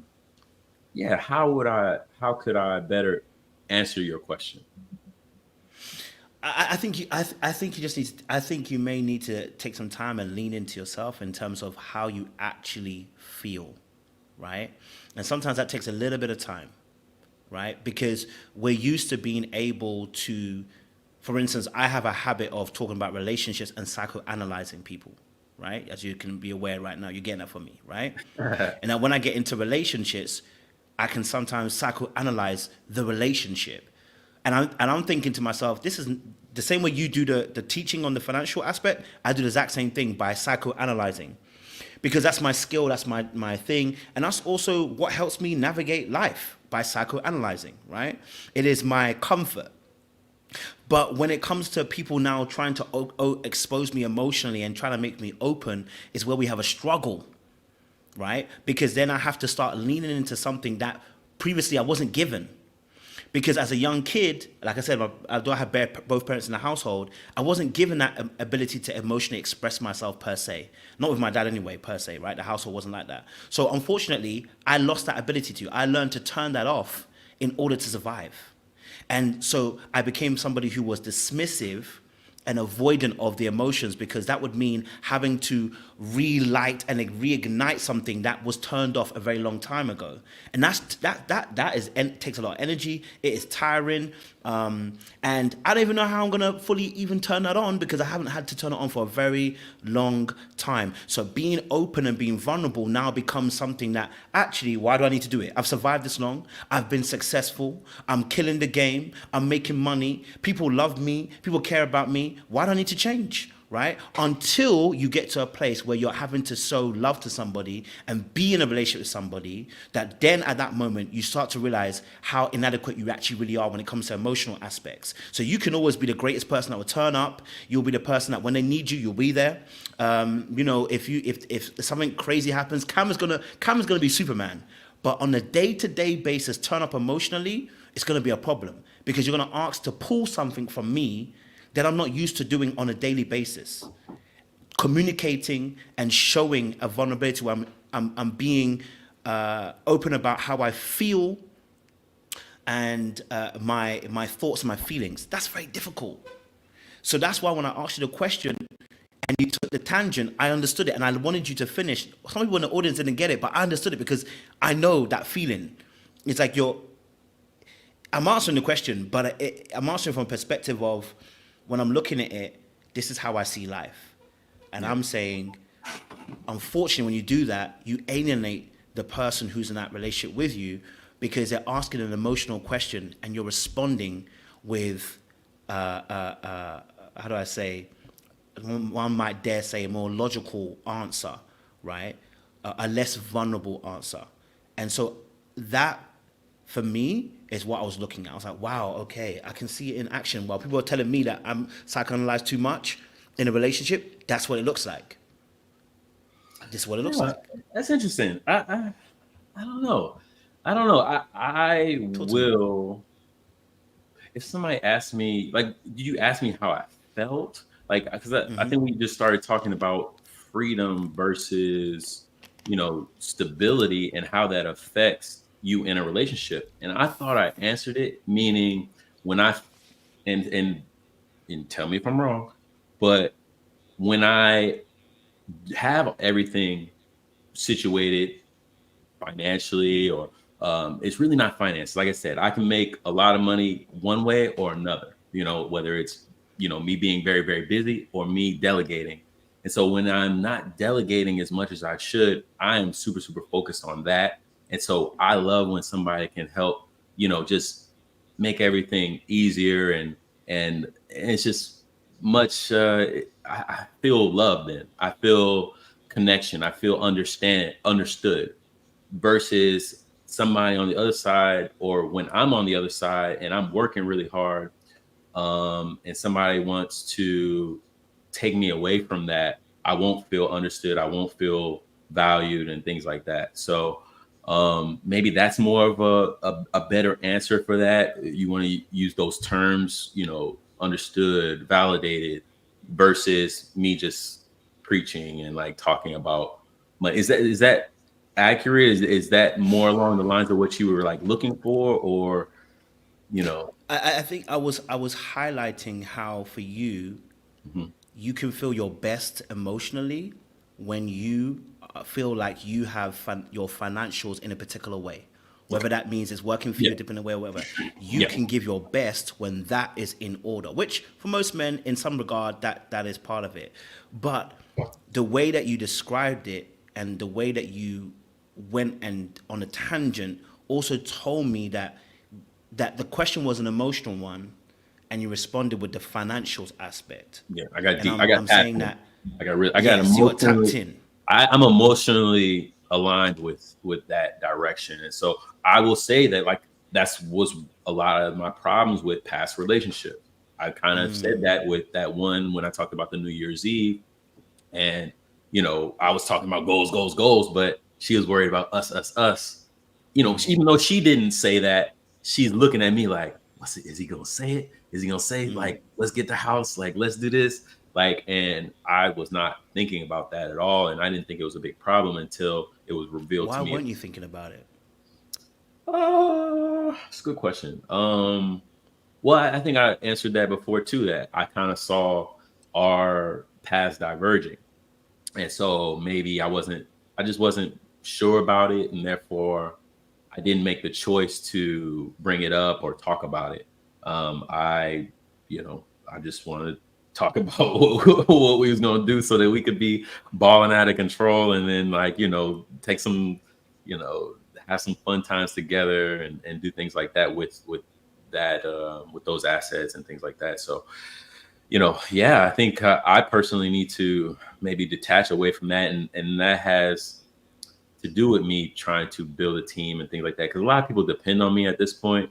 And so it's kind of hard to detach away from it when you have other people depending on your communication to make things go on a daily basis. So, I mean, shoot, man, I'm glad that you pointed that out because, and I've been watching some of your commentary on other things. I don't have, a bunch of time or nothing like that. But I did check you out. You put it on 1.5. You put it on 1.5. So you sped through it. Right. That's the trick. Make it go faster. For 1 hour and 30 minutes. Right. But yeah, no. And I appreciate somebody who's thinking about relationships constantly because I don't. I mean, other than hey, I love picking up checks because I love to talk to the business owners and think that's a relationship. That's what your love is. That's what your love is. Well, I just love, like I said, being of value. I love being of value. So even when it comes to women, I want to build up my value so I can be valuable. Like when the women were down here, I made sure I was valuable. And that's probably some of the... Pause on that. No, pause on that. That point right there is powerful, bro. See, if we're to really work it, what you're really saying about about the financials, it's got nothing to do with financials. Right. It's to do with value. Right. You feel like when you have that in order, you're now valuable. And I'm trying to tell you, you're valuable already. If you're gonna, yeah, you are, bro. You're handsome, bro. You know what I mean? You've gone into it. That's sweet, brother. That's sweet, you know what I'm saying? I got you, bro. You know what I'm saying? So that's what I was trying to say. What I'm hearing is that it's not the money, but you are describing what you're really saying is that if I can make all of this money now, not just money, sorry, I keep saying money, but it's not just money. It is the wealth, building up the financial, getting yourself to a place where you have freedom and time. Then you'll be able to be at your best because you'll be able to be of value to people. But the reality is, even as you're climbing, you are of value, Cam. As you build your business, even if you had one person's employed by you, you are now valuable, right? So you're looking at the very, you know what, it's so mad, I'm talking to myself, but you're looking at the very end, right? You're looking at the very end and saying, if I get there, then I can be valuable to everybody else around me. But the reality is, you are valuable now. And if you don't understand how valuable you are now, you don't appreciate the people that actually are being valued by what you're doing for them right now. You get what I'm saying to you? And you are valuable right now. No, I love it because, like I said, money's not real, right? Money's not real. And what is real is the relationships that we build. And like I said, me trying to talk more to my parents and communicate with them, I can be of value to them without a dollar. And that's a great example of that. I think you're hitting the nail on the head, man. I think that has been a big issue with me in relationships is just, focusing on those things, even though I, know what money is as far as a tool and things like that. You are the resource, you know what I'm saying? You are, love, you are the beauty in this world. So to be able to share that and give that is so powerful. So yeah, man, that's something I need to work on for sure. I really appreciate that feedback. I'm not gonna cap. Good, bro. Yeah, man. So talk to me. Ready to Love. Why did you go on it, bro? Yeah. Why did you decide to go on it, Cam? What was it about Ready to Love that made you go there, bro? That's a great question, man. I'll say this. So I was, like I said, I was dating, kind of openly and just being very open and honest with the people that I was dating, but it was becoming draining to me. It was becoming draining. And so I broke it off with the women that I was dating. And I just started to manifest. I started to say, hey, I really want a woman who can, help me build, be,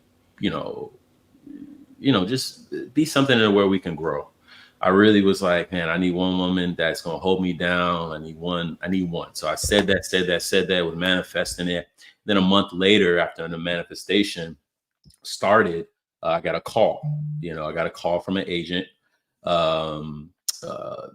girl that used to work at VH1, and she was like, hey, are you still single?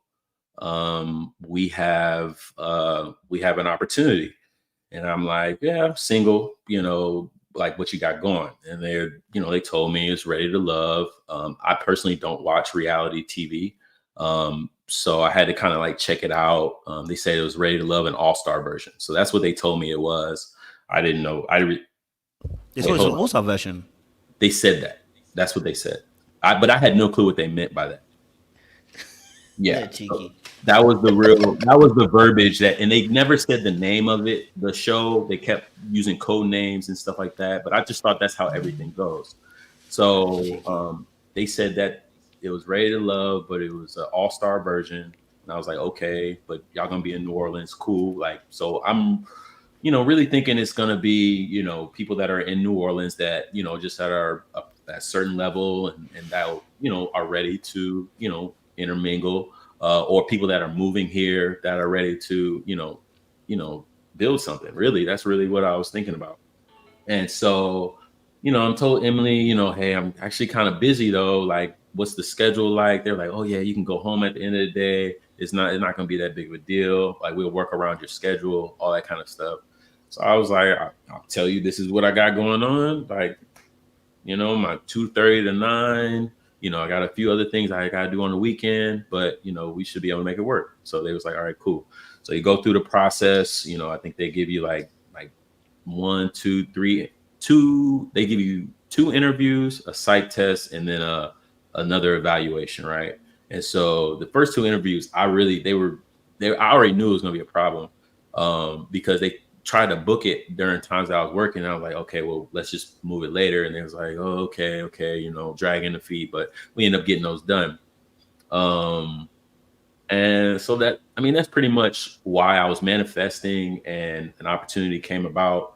And that's all I thought of it. Like I said, the most reality TV I watch is Shark Tank and sports. That's pretty much it. And I just had that on in the background while I'm getting it in.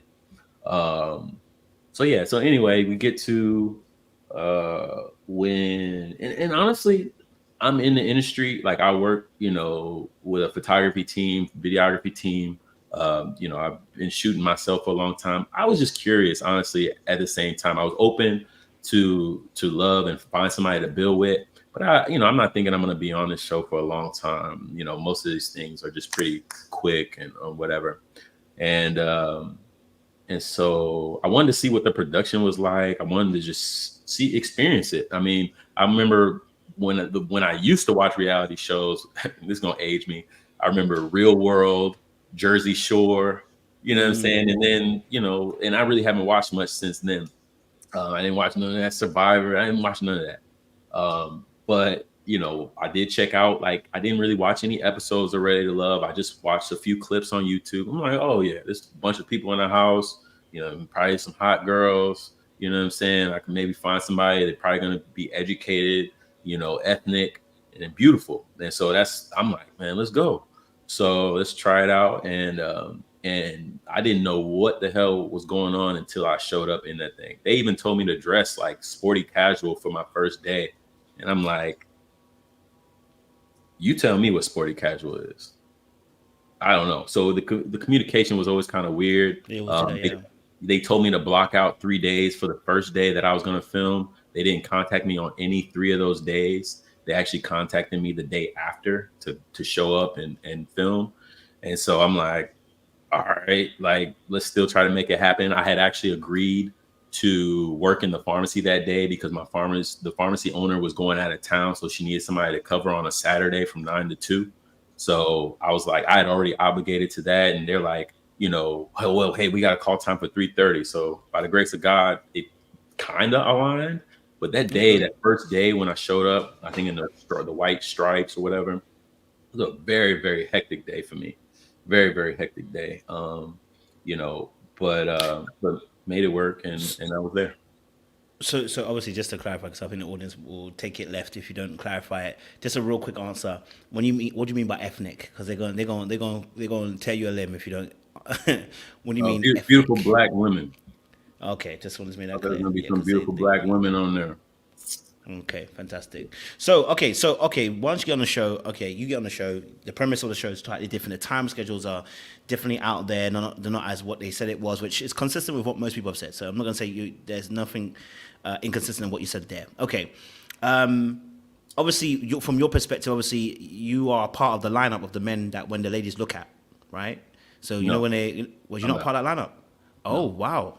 The 25 men, I was not a part of that. And so I had no clue what the premise of the show was. So I'm coming in. Wait, why was you not a part of it? I show up on episode 2, where I was Tamika's match. Tamika brought me in to match with one specific person, and therefore that was the premise of the show to me. The premise of the show, because I honestly didn't know that there was ever 25 guys until like the second mixer when I finally met Jabari, and they're all whispering and shit.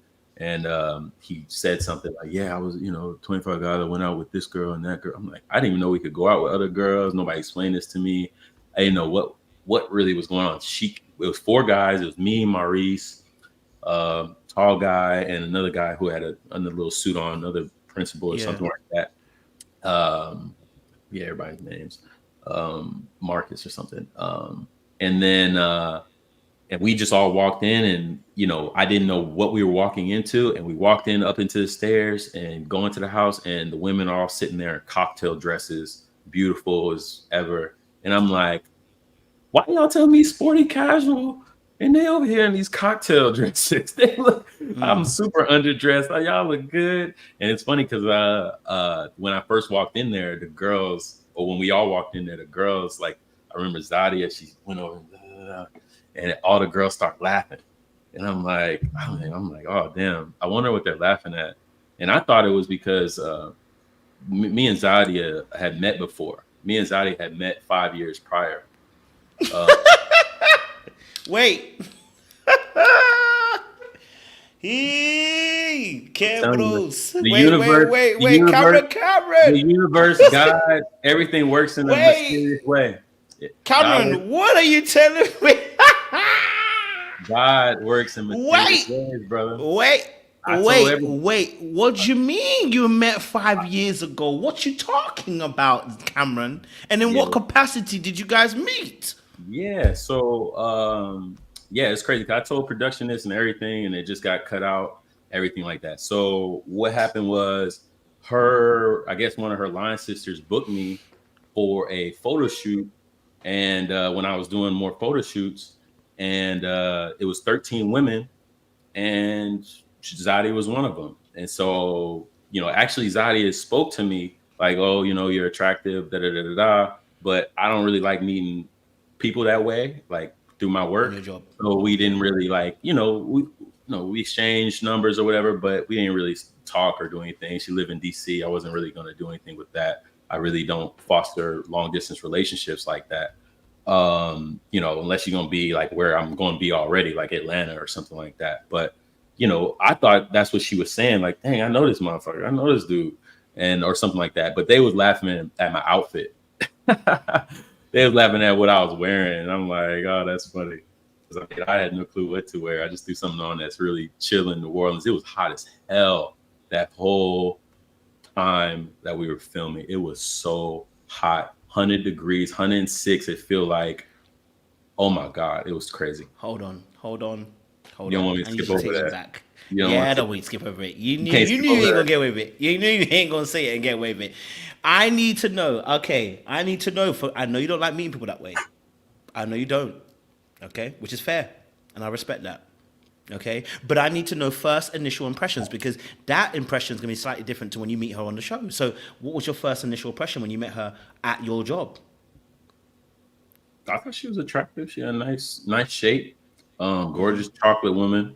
There was, they were all beautiful women. It was like 13 women, deltas, gorgeous. And so, I mean, but I don't really care about that. I really don't care about appearances or anything like You're that. there for the job. Well, yeah, I'm there for the job, and then I care about what's on the inside. So, but at the same time, like when I'm on a job, like I'm sweating. I don't even want to talk to nobody. I want to get home, get this stuff edited, send it to my editors and all that kind of stuff. I'm not worried about that. I hear you. So then, when you meet her the second time, you know that you've now seen her. You've now seen who she is. Well, a serious thing. We didn't get to know each other or anything like that. So when I first walk in for Ready to Love, I'm like, I know this girl. Like I seen her face before, but I couldn't even remember her name. To be honest, I didn't remember her name. But I just, I was like, okay, cool. Look at God. You know what I'm saying? Like, but also I thought, damn, I was here to meet new people, and this is just what you want, God. This is what you want, universe. This is what you want us to do. Like, go down this, because it's like, I don't know. I think I wouldn't have been on there very long if it was anybody else. Like for me personally, or for her, the other person. But mainly for me too, because I knew she had a good personality. I knew she was like, to me, she was just kind always, as far as I knew. So I gave it a bigger chance than I probably would have if it was just another person in that same, I'll say, lifestyle, age range, whatever you want to call it. So hadn't you not met her the first time, you're saying that you wouldn't have been convinced? I don't want to mince words. I keep it really direct here, like with you. So you said you wouldn't have been here long. So if you hadn't known her very long, you wouldn't have given her many chances, or? Well, I don't think. Well, here's the thing. I think reality TV is kind of bullshit. I'll just say that. Yeah, I mean, I think it's BS. I don't think it's a natural way to meet people. I think it's a microwave situation. I don't think it's like, I'm just like, what? Like, anyway, like I said, I like meeting people in the real world. I said that in the beginning, what I'm saying. And so I had already met her in the real world. So I'm like, hey, I'm a little more open. I'm a little more open to this. I mean, granted, I was wanting to build, so I came in open, but that made me even more open, just seeing somebody that I was somewhat, you see an ad 5 times, like the 6th time you might buy it. A little bit better than like, you just seeing it for the first time or whatever like that. So there was some familiarity there, even though we didn't really know each other at all. So like when we had our first date, it was just vibes. You know what I'm saying? Production So was it immediate? Vibes is great, but was there immediate chemistry? Was there immediate attraction? Was there immediate, you know what I'm saying? Like, was it, immediate attraction that way? Was it that way for you? That's what I'm asking. Or was it something that had to develop? Zadia, the way she presents herself, especially on the show, she's gorgeous. You know what I'm saying? Like, so yeah, she's attractive. Personally, like I said, that's not something I weigh on so much. So when I really didn't give it any kind of. Did you feel the? That's what I'm saying. Did you feel the? Cam, did you feel the? When we had our first date, I felt the vibe. One of the weird things was like, production kept trying to shut down our conversation and laughter when the cameras weren't rolling, but I ignored that because I don't give a fuck.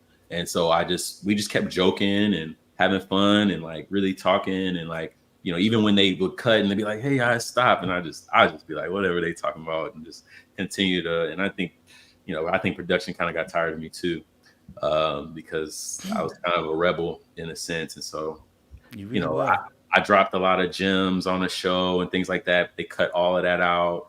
We talked about, but anyway, that's a whole nother subject. That's cool. So I want to take a moment. There's a moment where you and Zadia, you're sitting down. I think Cherie starts talking to you, and then Zadia comes and grabs you and wants to talk. And you put your hand on her shoulder, on her back, and she was like, "Get your hand off." Oh, okay, yeah. Yeah. What was happening? in that moment? Because it looked looked undercover tense. So I want to know from your perspective. Yeah. Zadia is just, she knows she's been on TV before. I have not. Okay. So my comfortability with her, or me being comfortable with her, she, I guess, understood a little bit more how that was going to be showed or viewed.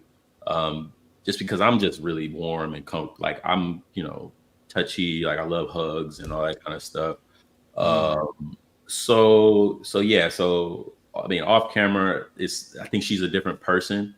She's much more warm, and just kind than she is portrayed, and she actually is on the show, because she can just be a little bit more like, let's keep it in the box, keep it in the box. If it ain't, we don't really discuss it, then let's not. So that's why a lot of times you don't actually even see a lot of our conversations, because like even in like there's like a second mixer, I think we were just cut out completely because we were just like talking like about fun little banter stuff that was just very basic on the show, versus like we would have a lot of our deeper conversations outside of it. Off camera, yeah. Uh-huh. Okay, so what happened when you put your hand on her back and she said, "Get your hand off my back"? Yeah, I just understood that we on the show, she don't want to do too much on like the first mixer. Like, you know what I'm saying? Okay. Like she just didn't want to portray like that she's easy. I don't know. I don't know. No, Cam, you are analytical like me. I mean, I can't. I don't know. That's your thought process. I'm saying from your perspective. That's my thought. Yeah, that's what I'm. That's what you're thinking. I didn't really take nothing of it. I was just like, oh, I guess that's not, because this is my first time here. So I'm like, what am I supposed to do? What am I not doing? There's no instructions. So I'm just doing whatever. Like, I was sitting over there talking to Sharice for a while. We actually had a really good conversation. And so maybe I thought she was maybe mad about that.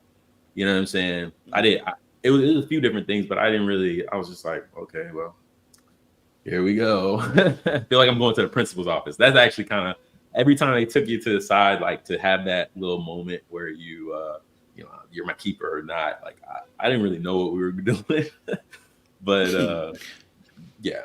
I mean, your hand wasn't in any necessarily dangerous position. Yeah, I wasn't grabbing booty. I was on the back. Your hand wasn't in a very dangerous position. So, okay, before I'm going to go back to that forward night, because that whole event where you actually have a conversation later on after that, in that scene, is actually dependent upon what happened the night before. So the first night that you guys went out, and she obviously had the incident with Sharice because she came in and the door situation lock up.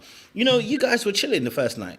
Talk to me about that first night. I don't want to insinuate anything, but I just want to know that was, y'all had a late night cap conversation or whatever. You lot went to McDonald's drive-through. I don't know.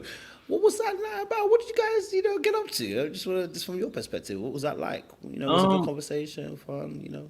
What y'all do? Yeah, I think I don't know. We had a lot of conversation. I don't know. We did get a little bit closer as far as like just talking about deeper things, versus like when on our first date, it was much more surface level. Got to understand where her mindset is, what she really does on a daily and things like that. So, I mean, like I said, we kind of discussed it on the show. Zadia has, how she wants to describe it. So I'll really leave it there, Okay, well, I'm gonna respect. I'm not gonna, Yeah, I mean, I apologize. I knew that was gonna be a topic, but it's like, we did take it further than that. Yeah, I mean, I actually did speak on it, on the show. Like they have a blurb of me saying what happened or whatever, but we were just getting to know each other a lot deeper. I hate that. Okay, so then fast forward, then obviously to that scene. Obviously, you guys are talking, and then she's like, "You haven't really told me about your exes," and you was like, "I ain't telling you about my exes." No, that was so abrupt and violent how I answered. Yeah, why was it? Tell me why. What was you feeling that was so violent? Go on. I will say this: like, a lot of people kind of, I will say, villainize me like towards the end of the show and stuff like that. From the outside looking in, I totally get it. I'm with you guys. Like as a viewer, I'm like, why did he answer it like that? That first night, I definitely had a couple drinks, but my mom, when I was younger, told me just like, hey man, stay off the talking about, past relationships, talking about, cause she had a very bad situation that happened with that. Like where she ended up telling a guy, like, the guy kept asking her who you used to date or who would you smash if you could. And my mom answered those questions, and dude just like he started doing crack and fucking terrorizing her, like got her out of school. Like she was in college at UNL, University of Nebraska at Lincoln, and she had to leave school because she basically talked about that kind of stuff. So for me, like I said, I don't really like to think. I like to learn from it, meditate on it when I get done with it, and then just apply the lessons that I learned. And we did just have like a big conversation, or like a long conversation the night before. And it's like, we could have talked about that then. Why the heck are you going to bring it up while we got these cameras? But it was funny because, like I said, I didn't have any clue what was going on. They tell her like she needs to say 2 good things, 2 bad things, and then keep me or not. And so I'm interjecting, and I just needed to shut the heck up because she wasn't even about to dive into it. She was just about to be like, but in a sense, like, when somebody gets more intimate with me or closer, I'll be fine talking about that. You feel like there's some demons or something like that need to be uncovered and we need to talk about it and figure it out. I'm open to that. But in that instance, like, first week on, we've had these conversations. Why would you bring that up? Past people? Like, why am I going to talk about, past relationships? And it was funny because actually one of my exes, when she found out that I was on the show, she was like, did you talk about me? I'm like, girl, I ain't going on no show to talk about my past relationships. That is done. We talking about right now. We trying to see if we even like each other. We trying to see, like, is this a match? Like, on vibes, on energy, like, are we having a good time? So to bring that up when we just out having fun and drinking and stuff like that, I'll say there's 2 times where I'm like tipsy, and that was one of them. So like I was just like, if I were to go back in time and answer that, I would answer it much more softer. But they did cut it in a way where, like I said, I don't need to tell you about that, but I can tell you what I've learned. That was a continuous statement versus they said, I ain't gonna tell you about that, and then they cut it, and that's the cliffhanger until the commercial break come back, and it's like, but we can learn about it. But nobody really remembers that. They remember the violence of that moment of how I answered. But I need to work on that. I need to work on that. That's okay. No, I thought you had the reasons. I'm not gonna lie to you. I thought you had the reasons. So I thought she pissed you off after she touched her back and she said, "Don't touch me." But anyway,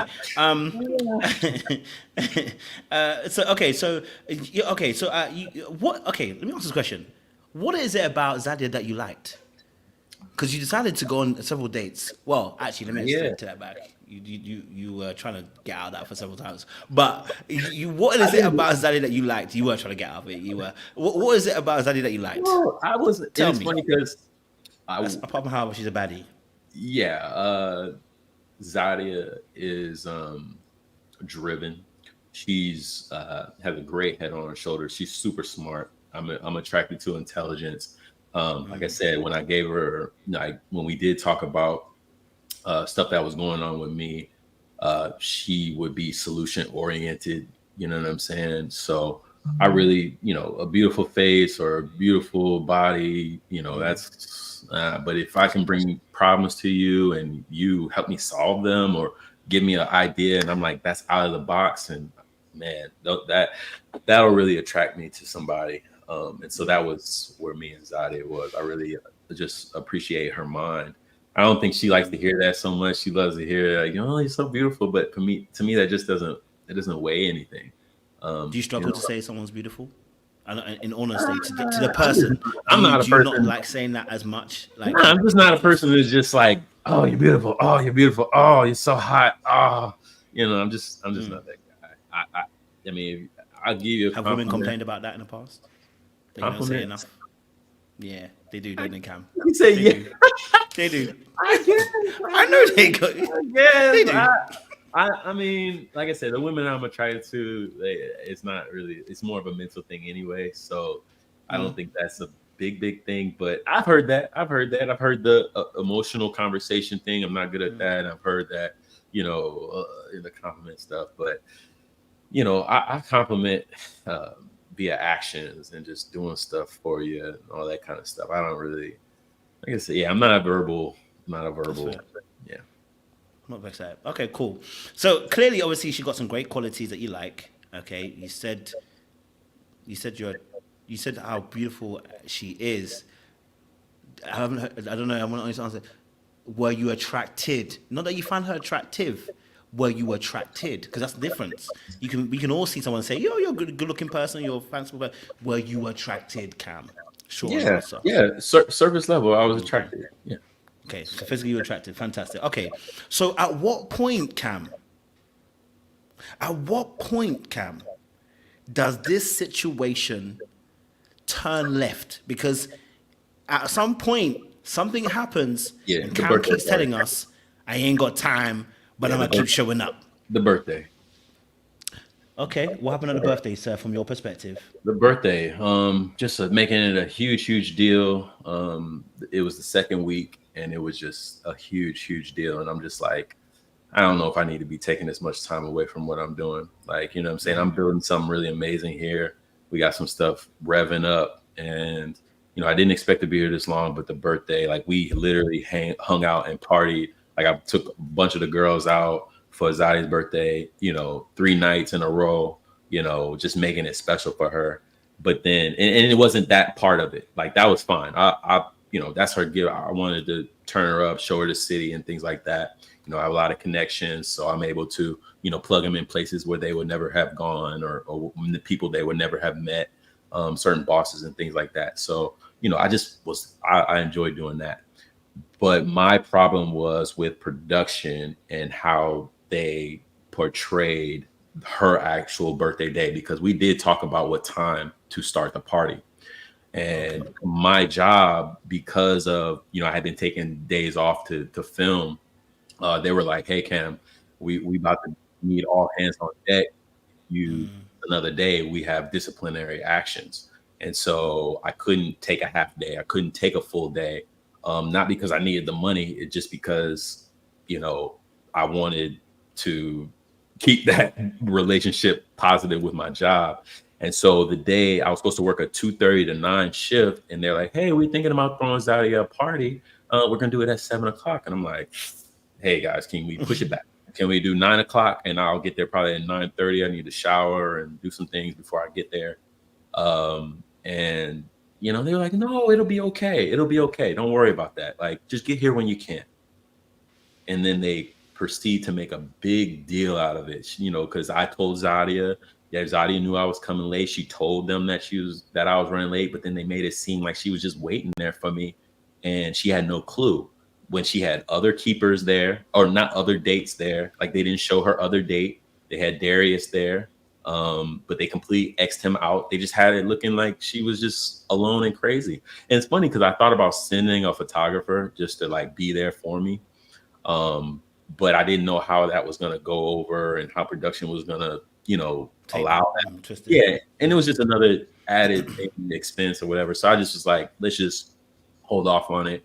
And so, go through the day. I finish up my work. I go shower up. I stop and, grab her some cool gifts or whatever, just something small, just because we've done a lot. I just didn't want to come empty handed. And so, I know her favorite color is yellow. We've talked about that, and she loves candles and things like that. So, I just hooked her up that way. But, that took time. So I ended up getting there at like 9:30, and they're like, oh yeah, we've been waiting. No. We was about to wrap, but we're waiting for you. And I'm like, I told y'all we should have did this shit at 9. And you could have done that. And y'all wanted to do this and make a deal out of it. And so, it was just a lot, it was just a lot. And so I was just like, me and Zadia had made a connection at that point. And so I'm like, I don't need y'all. I don't need the show. I don't need this. And I showed up saying that. I'm like, hey, I might be done with y'all. And not towards Zadia. I said towards y'all, the production and things like that. And they like, so they're like, anyway, so that's kind of what started my, spiral into workaholic. So that's obviously that situation was more against production, right? That was against production. So at what point then does it deteriorate between you and Zadia? Because every time we see you on camera after that, you're now telling her you ain't got no time, and her face is telling us that this ain't the first. This she's hearing it for the first time almost again. Like every time her face was like, as if you guys haven't spoke about it before. So right. I don't know how to explain that, but I would say like the real detachment with the Zadia situation. No, I don't know. I don't know. I think, on set and everything like that, it was all roses and stuff like that. But then, there's times outside of that where she was pretty demanding, as far as my time addition. And so I wanted to be consistent and be like, hey, if I can't, hey, I'm busy tonight. And she just kind of push it and push it. And like, she's relentless. And I don't think She that's push your always, boundaries. yeah, she was just relentless. And I would bend for Zion. I used to bend and make things happen so that we could hang out or whatever like that. And I wouldn't say like everybody's like, oh, y'all hung out every night. It wasn't like that. We probably hung out a good, at my house outside of the show, probably like 6 to 8 times. You know what I mean? So maybe twice a week, once or twice a week during a 4-week span. But then we were also shooting 3-4 times a week. Yeah. And so it was just draining, man. I was just drained because I was also training people. I was also showing up for my job, which, like I said, I don't really even believe in working for money. So I'm over here like working. And it was just, I would say top 3 hardest times in my life. Top 3. Top 3. I'm a college athlete. I'm a college athlete. I have a doctorate. People don't like me saying I'm a doctor, but I am a doctor of pharmacy. But they don't like me saying that.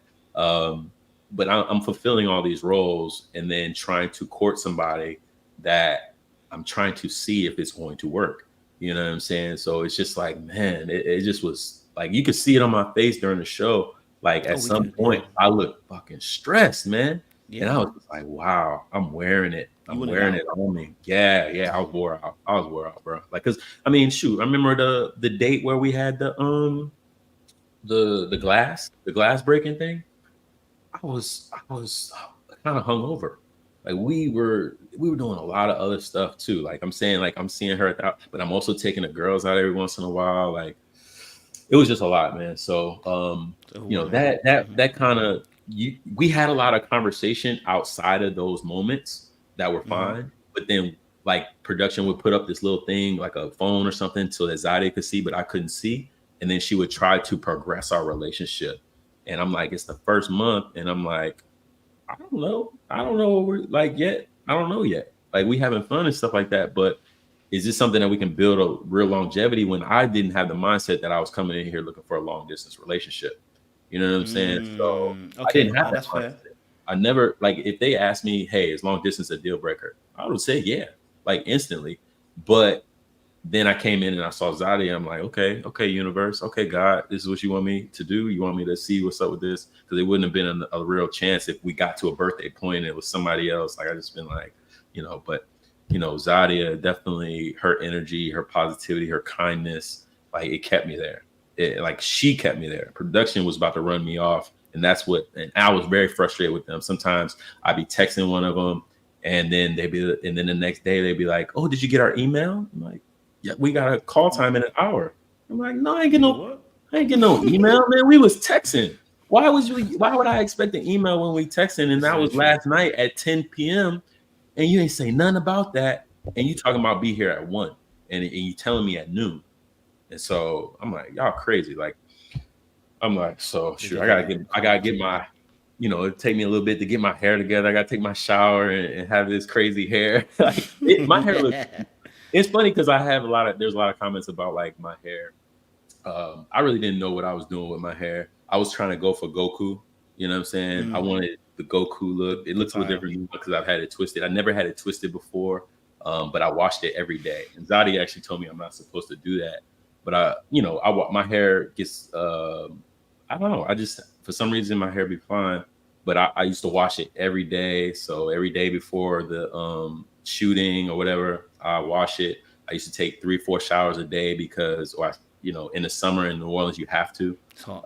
If you step outside, you're gonna sweat. You're gonna sweat.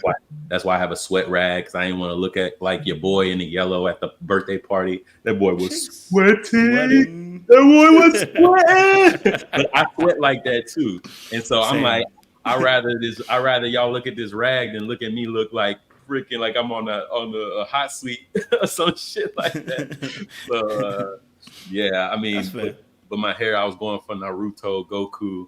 And I used to just use like a tennis racket to kind of just give it a little bit of shape, but that was just my natural hair. And I think me washing it every day just made it kind of, I mean, maybe dry it sometimes, or I was just coming out of the shower, so sometimes it looks wet in my face. But I don't be worried about appearances. I really like it. You know what I'm saying? I really like my personality to come through. But the real some people, it was like 50-50, and I didn't mind. It's a conversation. Yeah, so someone will tell you everything about appearance, and when you tell them about theirs, they don't listen.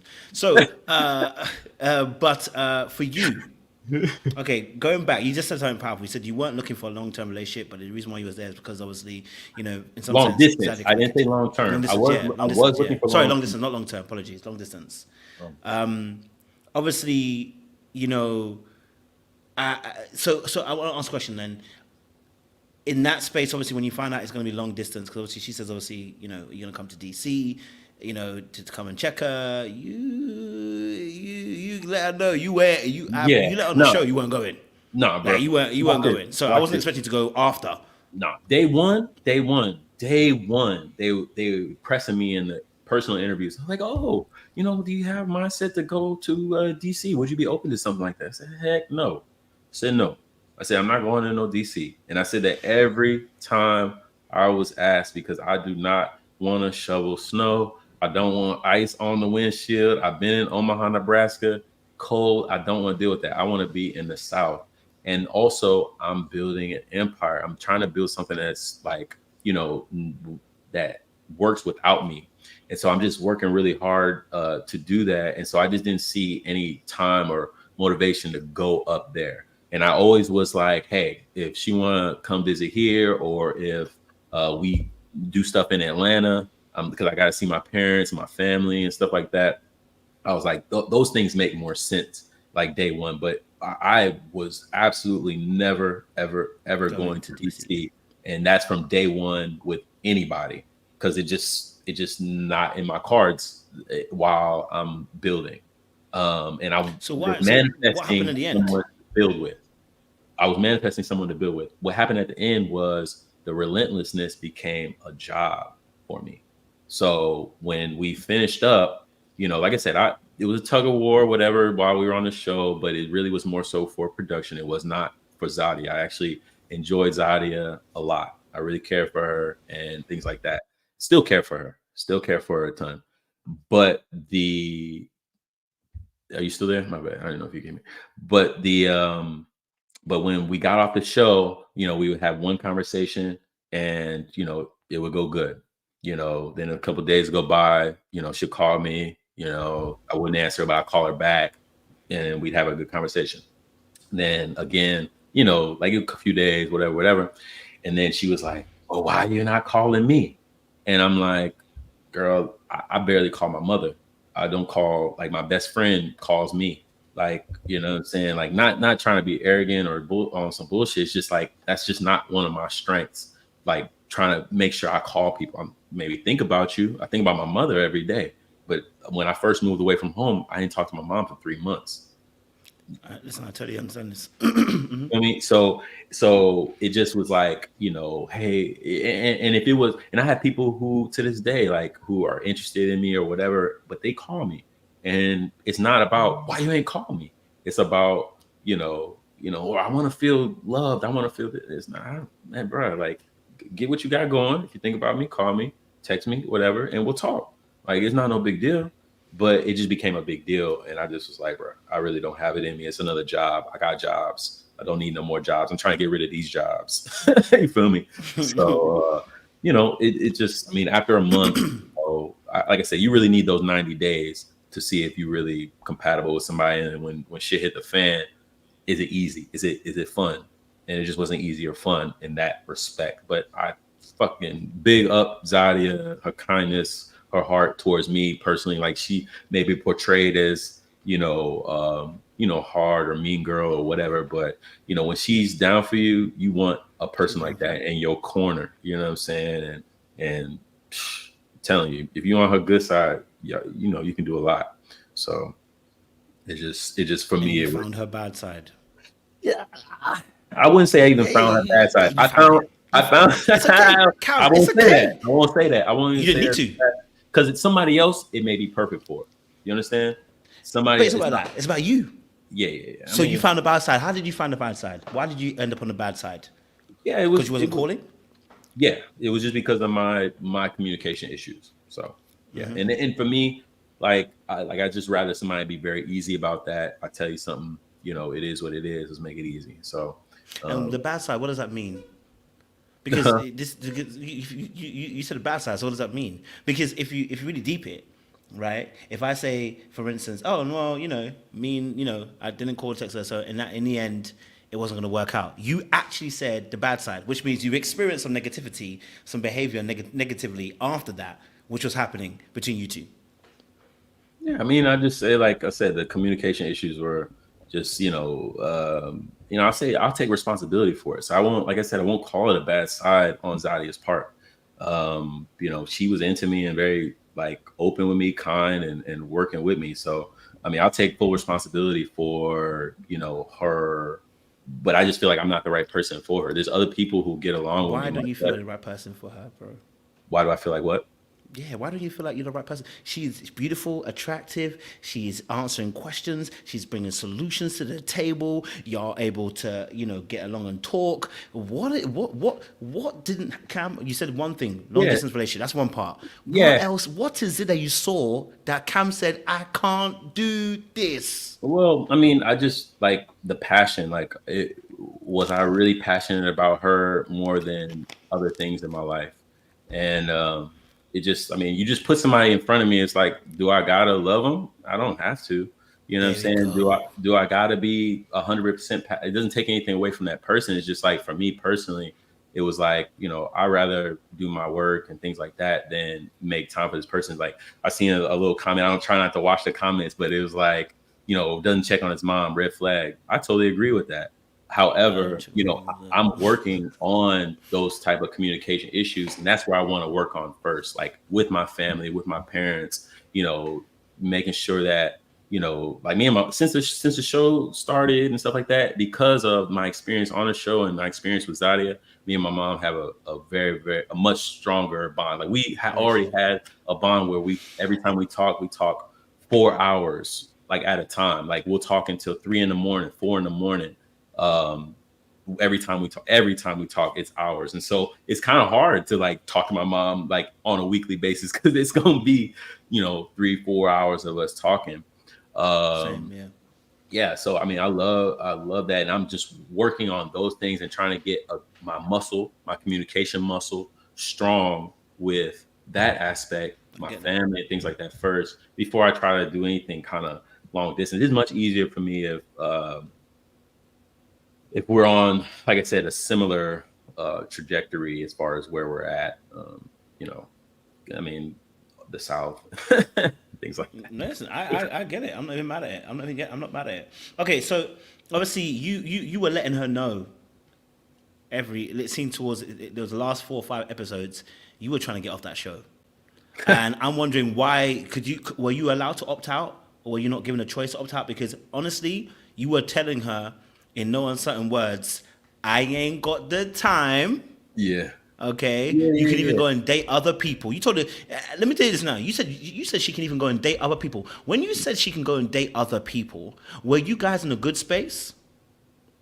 Oh, behind the scenes? When I first said that, or when I said that at that dinner, I had the most stressful day, and production drove me crazy because I had just a very stressful day, and the week was going very, very stressful. So what you see there is a lot of stress. However, me telling her to date other people is not, like I said, I'm kind of a rebel. So I've been in open relationships and things like that. So I'm not really possessive. I could go get hit by a bus tomorrow, and I don't own you. you do whatever you Yeah, want. of course. I don't own you. So you're going to make your decisions how you want to. So me saying, hey, go date other people is because I'm trying to look after her in the sense of you're here doing a dedicated process. I'm here, you know, for the process, but like my life is like what I'm building is super, super important to me. And therefore I'll, you know, go see the other guys. And a lot of times if you have done a lot of work on yourself, your woman will choose you. Like your woman has to choose you, period. Like, because if you have a beautiful woman, she getting hit on 10 times a day if she's in the real Of world. course. She getting hit on 1,000 times. So, you know, I am just releasing that possession over her, but I still wanted to have fun with her and still do things with her. But when I think I was triggered by her saying that she wanted more dates with me when I'm like, I'm already overwhelmed in this moment.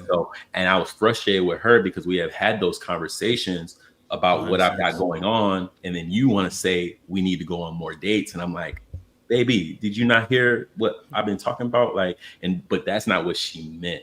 Even though she said more dates, she was like, she wanted more. When we talked about it again or another time, she was like, she wanted to not go on other dates so that she could have more flexibility with our dates. But how she said it was like more dates. And so I'm like, no, like, what do you mean? Like, No, she said it how she said it. well, yeah, I mean, exit those relationships and make sure she focuses on you. And you heard it as you heard it. And as soon as you heard it, you was willing to run. Yeah, I mean, like I said, Yeah, I wasn't trying to run. I was trying to, like I said, be fair to her. You know what I'm saying? Because I was still going to be there. Like if I got off the show, I was still going to be there. There's people that I introduced, which I get. There's people I introduced the women to, and they can do whatever they want. You know what I'm saying? Like Ashley, Vern, they got courted by people that were not on the show and like trying to get their attention there. And so that's kind of what some of the issues with them. Like they got guys who are on the show supposed to be dedicated to trying to deal with them, but they got guys that's off the show that's really trying to come at them. And they're like, why y'all not even doing that when I get this on the street? You know what I'm saying? And so, anyway, I was like a little tangent. I'm sorry. No, I get that. No, you was cool. So why someone might ask, why didn't you quit then? Since you knew you didn't have the time, why didn't you just quit the show? Oh, because when I expressed that, they decided to say that they had a TV doctor that could get me a pass out of work. So I was like, oh, I'll be able to have more time and make more time for it. So that's it. Like when I was really ready to pull the plug and I kept telling them like, hey, I'm about to pull it on the day that I was about to pull it, which was, I think the day, because me and Zadi were still going to talk. So when I was about to pull it on the day with the blue, when I had the blue shirt and I came to the house, that was actually before the house meeting when they came to the house. And they was like, yeah, no, we really don't want that. We really don't want you to go. Like, she hasn't built any connections with anybody else, Like, we'll find somebody to help you get off work. And so they did that, and we started the process for that. I'm still here. Sorry, my camera went off. Yeah, I'm still here. Yeah, but we were looking for, so we found a solution for that. And so I was able to be there for her in that respect. But yeah, I mean, like I said, me and Zadi had built up a connection at that point where we were going to talk regardless. But they were kind of insisting. And when I did get that leave from work, I went ahead and I was like, okay, cool. I can be here. It's not a big deal. And, let's make it happen. And that was actually a huge blessing because it allowed me to negotiate or restructure how everything was with going on in my life as far as time and things like that. So I'm just super, super grateful for the experience because it really did help me grow, as, an entrepreneur and other things that I was doing. But the thing with Zadia is just like, it really, like I said, the relentlessness, having to always explain something. Like if I say, hey, babe, just not tonight, she gives me 2 or 3 rebuttals before it's like, okay, babe, I support that. It's good. And so for me, How like, does it make you feel? Well, I'm a boss. So like, really, like if I tell you something, like I don't like repeating myself 1,000 times. You know what I'm saying? Like I tell my employees some stuff and it happens. I understand that we're not on an employee boss level in a relationship, but still I don't like having to repeat or justify certain things when I do have your best interest. Like I was giving her my full attention. I wasn't dating anybody else. I wasn't thinking about nobody else. And I'm just like, babe, like if you come over, I'm not gonna sleep. You know, it's, you know, and honestly, like it was kind of hard to sleep around Zadia. I'll say that. So I would be, because you got to do work. Focus on her. Yeah. I mean, I like to entertain. I like to be. No, I like to. I get what you're saying. That's what I'm you know what I'm saying? What like, I don't want you to just to be here looking at me working or something like that. Or if I'm working, I want to focus. Or when I'm ready to sleep, I want to sleep. It's not like, oh, I got to get comfortable, or I'm going to go on your own time. Yeah, I mean, it's just yeah. I mean, it's just you have to think about her when she comes over, which is annoying. Well, I mean, it's not about thinking about it. It's about having to justify it and give you an explanation versus like, hey, girl, like, you know what I got going on. Because she did know what I had going on. She just didn't care about that. She really, she would help me with the solutions and things like that. But whenever I said, like, she would just like, hey, and I would bend to it. And that builds frustration. You know what I'm saying? Like, okay, I get you saying. But you're feeling the frustration because you know that you're going to bend. That's the kind of person you are. You're a person who wants to accommodate. You want to accommodate, but somebody that I care about. For someone that I care about, yeah, I'm gonna bend. I'm gonna try to make it happen for him. But that frustrates you at the other end because you want to actually achieve a particular goal. So you feel like you're deflecting from your goal when you have to keep bending in a sense. Yeah. And it's funny, in the confessionals, I said that a lot, and they cut a lot of that out. I was like, man, like, I'm a very intentional person. I'm very, sure about where I'm going. And, sometimes I don't know right now, like, cause she would ask me, like, I'll say, hey, I kind of want to bow out or something like that. And just, hang out. We can hang out when y'all don't do this or whatever like that. And she would ask me to just, to try.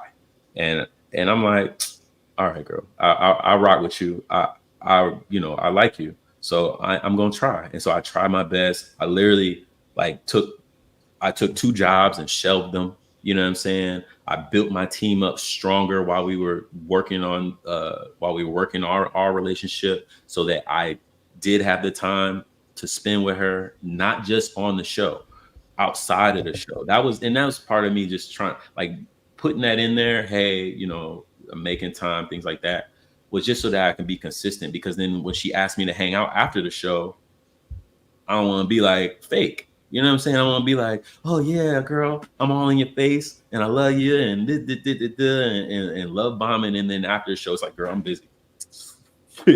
I'm busy. I'm not gonna be like that. I'm gonna be like, hey, tonight not gonna be a good night. They want to talk about progression, all this stuff, like, because literally we would be having a great conversation, and then they would just hold something up behind her, and then she would ask me about moving or some, like, where we at. I'm like, in my mind, like I said, I'm not really down with the reality shit. I'm like, I'm being real. I'm like, I don't know. Like, I just couldn't fake it. Like, so I wasn't trying to fake it. I was just like, when you ask me the deep questions, it's like when we get there, because normally in the first month, you're not even talking about that kind of stuff, bro. Like, you really are just like vibing, trying to see if you like the person, you missing the person. Like, hey, let's go out, let's do something. Yeah, it's on your own terms. So it's just a tough situation to be in when they trying to push it, like push it. And then, like I said, I need 90 days to like be feeling like, all right, I seen you. I see how you handle adversity, and like, I can rock with you. Because if I got somebody on my team that can't handle adversity when I'm going through it and I'm trying to build and stuff like that, I got you in the part of my mind, like, dang, I need to take care of this person. Like, it takes me away from what I'm trying to do. And so, you know what I'm saying? Even though she was super supportive, I don't think she understood that relentlessness, somebody else is not going to do that. There's a woman out there who I can just be like, hey girl, tonight's not a good night. Like, hey, go get it. Cool. I'll see you tomorrow. And I feel good. You know what I'm saying? I'm going out there, doing what I got to do, handling my business. And then I come back and I want to see her. I want to do more with her. And so that was just kind of what we was lacking as time went on. And you can never know that from the beginning. You know what I'm saying? Like, you can, that's week 1. It's like, oh yeah. Week 2, it's like, okay, it's good. Week 3, it's like, dang, girl, I'm kind of getting wore down. You know what I'm saying? Like, but how are we reacting towards that? And then week 4, it's like, all right, we're still kind of in the same space, and then we move away, and it's like, dang, it didn't get no better. So what am I supposed to do? I'm gonna tell you, hey, girl, I don't think this is gonna work. And so that's what happened. I think, that's what happened. And so I wasn't gonna fake it on a reunion. I wasn't gonna fake it for nothing, man. I'm not faking it for nobody. I don't care what nobody say. Comments, people. I gotta live me, man. I gotta try. And so I care for Zadia and still care for Zadia a ton. I think she's like fucking amazing. But like not everybody's just right for somebody. And so like, you get put in a room, as a man, it's like you're here with one person. It's like, it's kind of, it's a toss up if y'all gonna really, make it through those tough times, the sweet times, the early times, that's cool. And a lot of the guys, I feel like they just was like, just sweet. You know what I'm saying? Just, they had a lot of bullshit going on with them, but they wasn't bringing the real, and they could never even show the women like a real time that they was trying to show them. Like a lot of guys was not really from here. People say I'm not from here, but I've been down here since I was 17 or 18, I don't know, 19, whatever. But I've been down here most of my life. And I built a lot of connections by having a business out here for 15 years. So like I could really show them things, take them places. My car was like really nice, you know what I'm saying? So like I'm taking them around in the X6 and they getting VIP treatment. Like the other guys just wasn't gonna be able to do that. So yeah, man, I just like I feel like we went through like a honeymoon phase. We went through a lot of phases really fast. And so, I wanted to be there for her. And unfortunately, it came off as I was dragging myself to do it, but it wasn't. And that's just me trying to be over. I don't really know how TV works. So I'm in there. We have an hour-long conversation, and then they take these 3 lines or this, one part of the dialogue when they try to push the storyline forward, and they cut out all the fun stuff, the jokes, the gems, they take out all that stuff. And they just leave y'all with the drama. Like we actually uncovered some of my trauma, like that part with Tamika, where we were sitting there and she kind of pulls me to the side. Yes. Yeah, I actually opened up about something that happened to me in high school with my high school sweetheart, and how we were both on tennis. We're about to get tennis scholarships, and she was getting big D1 schools and stuff like that, and I was getting full rides to places, but nowhere like close to where she was getting places. And I'm like, girl, go do your thing. I'm trying to look after her. You know what I'm saying? In her situation, but she really just wanted me to say, come with me. Like she was waiting for me. If I said come with me, I probably would have been married and all that kind of stuff with my high school sweetheart. I mean, maybe I dodged a bullet with that, but at the same time, that's been a consistent thing with me. Like if I see the woman got something going for her, bending that stuff for you. Yeah, I don't want them to do that. I want you to get yours, and if it aligns, it aligns. If it don't, it don't. And so we moved apart. She went to Philly, I went to New Orleans, and she hated me for that. And so I took that into a lot of other relationships, and so that's kind of what happens here. So I get that. I do actually get that. 100% get that. I'm not gonna lie to you. 100% get that. For you then, obviously reunion came. Obviously got to reunion point. It looked like you just had enough. Can't lie to you. But can't lie to you. On some shit, bro. Crazy shit. And I'm sorry for cursing. I know you're trying to be YouTube friendly. I'm sorry. But craziness is they told me the call time was for 2 o'clock. And then they pushed it up to noon that day. Why that stuff didn't start till 7 p.m. You're kidding. No, man. They had me in a room freezing, sweating and freezing. It was like the weirdest thing because I had that jacket on. And I was sweating, but I was cold. And I had a hair blower in my car just randomly. I can't even remember why. But I was using the hair blower to like just not be sweating all crazy. Every time I would like go get in my car just to like relax or something like that, they'd be like, no, you got to come in here. You got to come in here. They had stale snacks, you know what I'm saying? Yes, sitting there, bull snacks, like bull crap snacks. And I'm like, I'm hungry. I'm tired. I had scheduled things for 4 or 5 p.m. thinking it was going to take like a couple of hours. And they had me sitting in that room for 7 hours before we even started. I'm hungry. I'm tired. I got other things on my mind.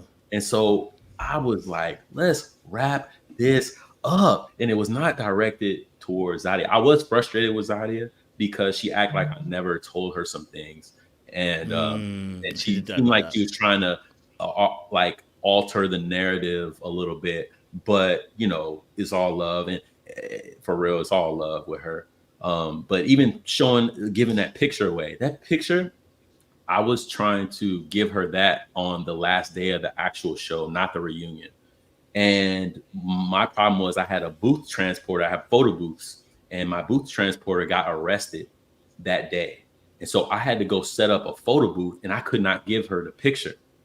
You know what I'm saying? So I was like, man, it would have been perfect. Just like, you know, if I'm going to be the keeper or not, like still just this would be a nicer here at this moment. And so for all the time that we were, you know, away from each other, I had that. And but we had basically broke it off. You know, I want to say like I was very clear to her, you know, 2 weeks before the reunion, because she called me like, what are we about to do? And I'm like, but I'm gonna stand on what we talked about, because like after it became too much, I told her, I'm like, girl, it's not gonna really work. And so like I'm just gonna stand on that. But I was gonna give it to her at the beginning of the reunion thing, but they were like, no, wait till after. And I'm like, I don't know how it's gonna work, because you know, I don't know what's gonna happen during the reunion. And so they made me do it after, and I'm like, well, that's gonna look cringy. That's gonna look cringy. Because I don't really like doing photo shoots or anything like that. So people think I'm trying to promote my business, but that's not the part of business I like. Because remember, I don't like working for my money. I like having a team. I like having photo booths. I like having those type of things going on. And so it's not me trying to promote my business. I really give no care about that. I've been a legend in New Orleans. Like over the last 15 years, I've actually heard about this, yeah. Yeah, I've documented so much stuff in New Orleans. Like I literally almost, people credit me with bringing event photography to New Orleans. I took the idea from when I was in high school, and when I was I went to U of H for a semester. And they had ATL pics, and they have In the Mix. I took that idea and turned it into my business here. And so I didn't need no more work. I'm dealing with all the biggest promoters. That's how I, you know, was able to move the girls around the city. Like, you know, it's not about me trying to do that. The chain that was given to me was actually from a legendary jeweler down here named Soul. He actually makes like cash money chains and stuff like that. And he's seen me putting in all this work over all this time, and my team and stuff. He's like, Cam, I gotta make you this chain. He begged me for months, since the summer before we shot this, to make that chain for me. And so I basically was like, you know, I would say I was maybe like 2 months before, or at least a month before Emily from VH1 reached out to me to be on the show. I had paid, it was at least 2 months before that, I had paid, you know, like a very small amount, because he wanted to do it as a favor. So just like, I literally paid for like half of the materials to do it. It cost me barely anything to have that made. And so because he wanted to give it to me as a gift. So he put up half, I put up half, and he made it. And it was a beautiful chain, but like, I didn't want to wear it like on the show. Like I tucked it the first day. I actually had it on because the day I was at the pharmacy and I had to go to the shoot, his shop is 5 minutes away from the pharmacy. And he called me that day while I was at the pharmacy, like, hey, it's ready. I'm like, dang, I forgot about that.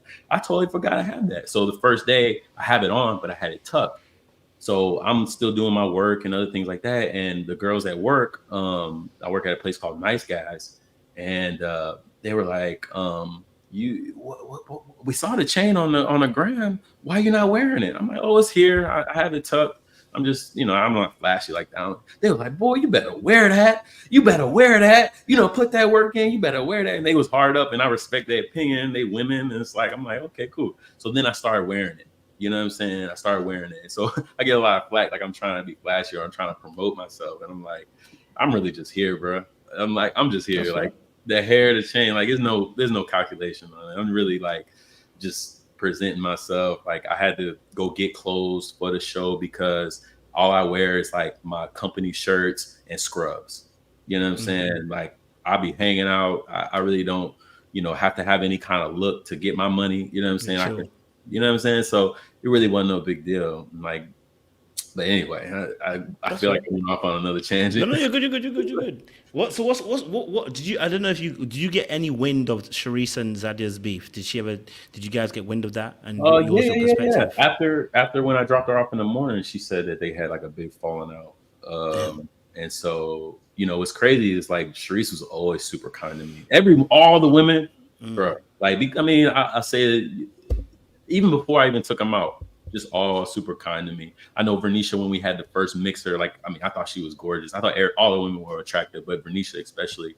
I went up to talk to her a little bit, and she just was like, I don't know about, I don't know, because I'm younger.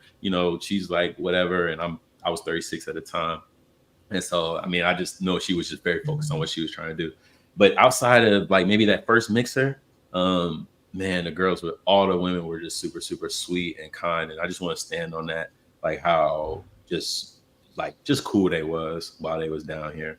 A lot of people have problems with them or whatever like that, but it's because they can get more out of every situation. Like, I just seen it with my own eyes. Like, I know these women have experienced so much. And so to have, certain people try to court them and they don't have the resources or the work done personally to actually stimulate them mentally or in any kind of way, it just was going to make it hard for guys. And so, it was, I'll say it's slim pickings in New Orleans, but even more slim because of how production runs things. You're never going to catch a boss doing this. Like, you barely caught me, doing it because, they play with you.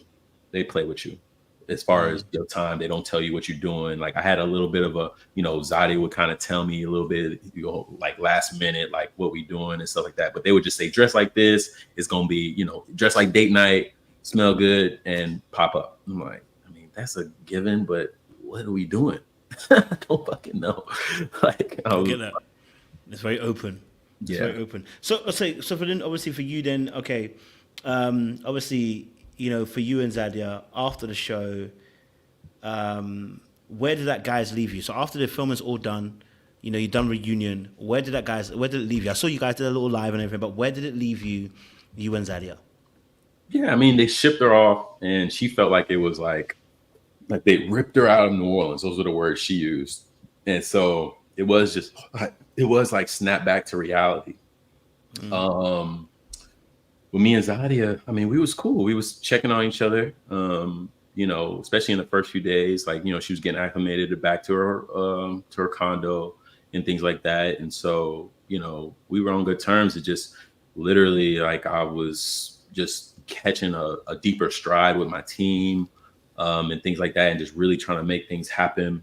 A lot of opportunities were coming my way, so I was just really focused on those type of things. And so I kind of put her in a place where I'm gonna talk to her, but like it wasn't like I'm gonna call her every day. I'm gonna talk to her every day. And so I think she became frustrated with that, and so that's what kind of caused us to our personal closeness to kind of separate. But we still to this day, we're still on good terms. Like we still talk and like we're kind to each other and, check on each other, especially throughout this whole process of the show. Because we've been through something together that nobody can ever take away. Like nobody will have the experience of me and her have. So it's like, we're still very, still close. Like I said, I really think Zaya is a great person. I don't think like she's the person for me, per se, just, whatever. I think she'll find somebody strong, somebody who is, just who will feel. Yeah, I feel like that's coming for her, but I don't feel like it's me. I'm rooting for her, and I have nothing but good things to say about Zadia. Just a quick clear up when you said on the reunion, last thing, you said on the reunion that wrap it up. People took a bit of offense to that. So yeah. What was that wrap it up comment? What was happening there that you said wrap it up? That was 7 hours sitting in a tank with, sweaty, tired, and just and I was frustrated with her for acting like she didn't want the picture, acting like And when honestly in the very beginning I was like, oh, I'm doing a photo shoot for you, like like they cut out a lot of stuff, man. Like she told me like on like one of the first mixers, like buy me roses. I was like, okay, I'll do it, easy. So I ended up getting her roses, plants. She says she's a plant mom. They don't include that, but I got her plants, a succulent. I love succulents, and a regular plant. So just to make her feel at home and stuff like that. But she just acted like it was nothing, and that I really wronged her when we went away from each other, when we had those conversations about why and what happened. And she just act like I was just lying to her, like, you know what I'm saying? Like, and that just, and acting like it was fake. And what's crazy is like, because I was just frustrated at that. And what's funny is like they cut out when I first got up, because how I got up, that's not how it happened really. Your girl started accusing me of just promoting my business, and that's where Tanika actually tried to call that out. And I was just like, what are you talking about? Like, because I'm telling you, like, my mindset was never on that. I just was trying to, I was trying to be here for it. And so I was like, so that's where you catch me doing, like, when I did like that, I'm like, I can't believe this woman just said this to me. Like, and that's where you caught me like, because when Zadia said, you said that you were grateful or like relieved when I left, I told her, I told her immediately, I shut everybody down. I was like, no, that is not what I said. I said the process. I said, I cut that off immediately. I said, not you, girl, the process. We had our connection. That was real. And so for her to act like that was fake, or like questioning how real I was when we talked about, after the show, what my problems were. And that's what I explained to everybody else. And then she'd act like that and then throw my picture. Like, I got up, I was cursing. When I got up, I was like, man, this is some bullshit. Like this, what happened to the picture? When she threw it, like, and then they wanted me to. Yeah, it's on there, brother. You didn't see it. She threw the picture. What? Yeah. She's like, how? Where? When did she at the end, go watch it. Yeah, people will see, but she throws it and like tosses it, and like I just was like, all right, what I'm saying. I gave her a hug, and I tried to talk about some other things, and like they were bringing up, and I'm just like, and then they sounded like they were wrapping it up, so I just got up and I was cursing and I was mad, and then and when I got to the hallway, some of the other guys were in the hallway ready to go in. And they were like, man, don't trip. Like, what I'm saying, and I was just laughing. And then I was just like, man, whatever. And so I started laughing about it, because I'm like, I can't believe they did this. I can't believe they got this good TV out of this mug. Because I was really like. So that's why you were smirking. Yeah, I was like, I couldn't believe it. I was like, I can't believe she acted like that. And I can't believe they really did this to me. They fucking played me, yo. They had me in this thing 7 hours and just got my emotions riled up to the point where I said, wrap it up. So I apologize to her for that, and like I wasn't trying to come here with that type of energy, but like I was frustrated with her, and I was frustrated complete with the process, and I just was like, bro, let's wrap it, because they was trying to drag it out too, and like we was there for much longer than it appears, and it's just like, wrap this up, bro. Like, let's get this out of here. Like, this is the BS. It's y'all being fake, like everybody. And it's funny because the very next day, Zadia calls me like, I gotta meet with you. Like, I feel like that ended on a bad note. You know what I'm saying? And then she was happy about the picture and trying to talk about us making it work. And I'm like, I really didn't want to meet, but I did, because I do care about her, and I care about her feelings. So we met, we had a long conversation, and we came to an understanding. She was trying to take the picture home with her. And really loved it. And like, I was like, where was this energy yesterday? But hey, it is what it is. Like I said, I thought it was good TV. I was laughing at it at the end of it. I was like, this is unbelievable what they just did to me. But I didn't know what I was really getting into. And Universe said they wanted me to have that experience. But it's funny because I was so mad. I actually held that picture.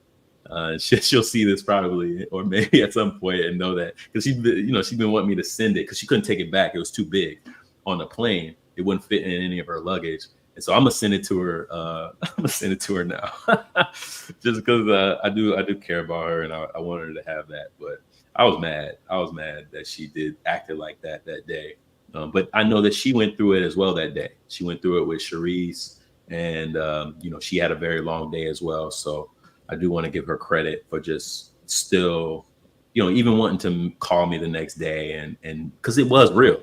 Because that's a testament to that. You know what I'm saying? That the fact that she could do all that, and if it was really fake and she felt that, she would never want to talk to me again. Damn. Right?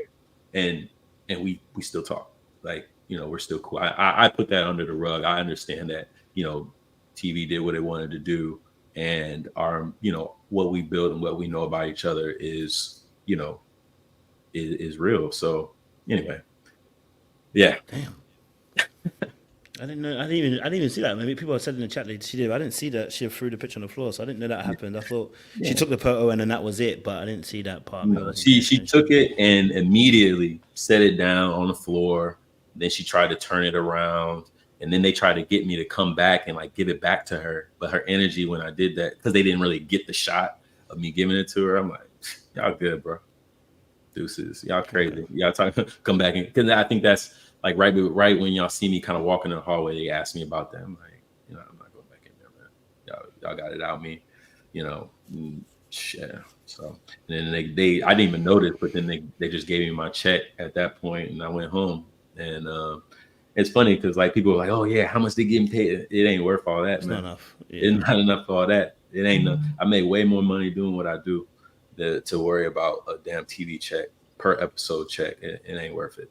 It ain't. So it's worth the connection. It's worth learning something about yourself. But I spent more money taking the girls out, buying clothes. I was net negative. And yeah, she got one. Yeah. Yeah.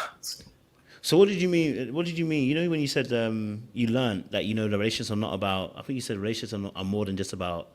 Oh yeah. I actually I spoke deeper about how I, wanted to just work on my communication first, starting with my parents. And they cut that out, of course. They didn't want nothing deep, man. From me, they didn't want nothing deep. It was the women's story. Absolutely. Women were in control of the women's story. But I mean, there's a lot of moments where I gave a part of myself to that process, and they ignored it and took the juicy drama, get you yelling at the TV stuff. And like I said, I know it's entertainment. I feel like what's that, Russell Crowe and Gladiator? Are you not entertained? Like that's how I was feeling at some place. I'm just like, that's what it's for. But yeah, I mean, I got it out of me, and I've definitely grown so much.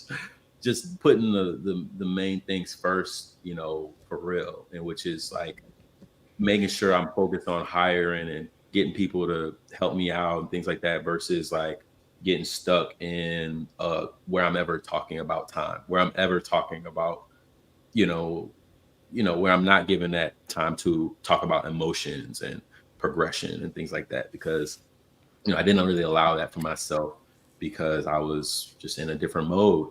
But going through that process, definitely, man, I'm telling you, like it busted open so many mindsets and ideas and doors. Like it was necessary for me just to grow as a person. And I know people don't want to hear that. People don't care about that.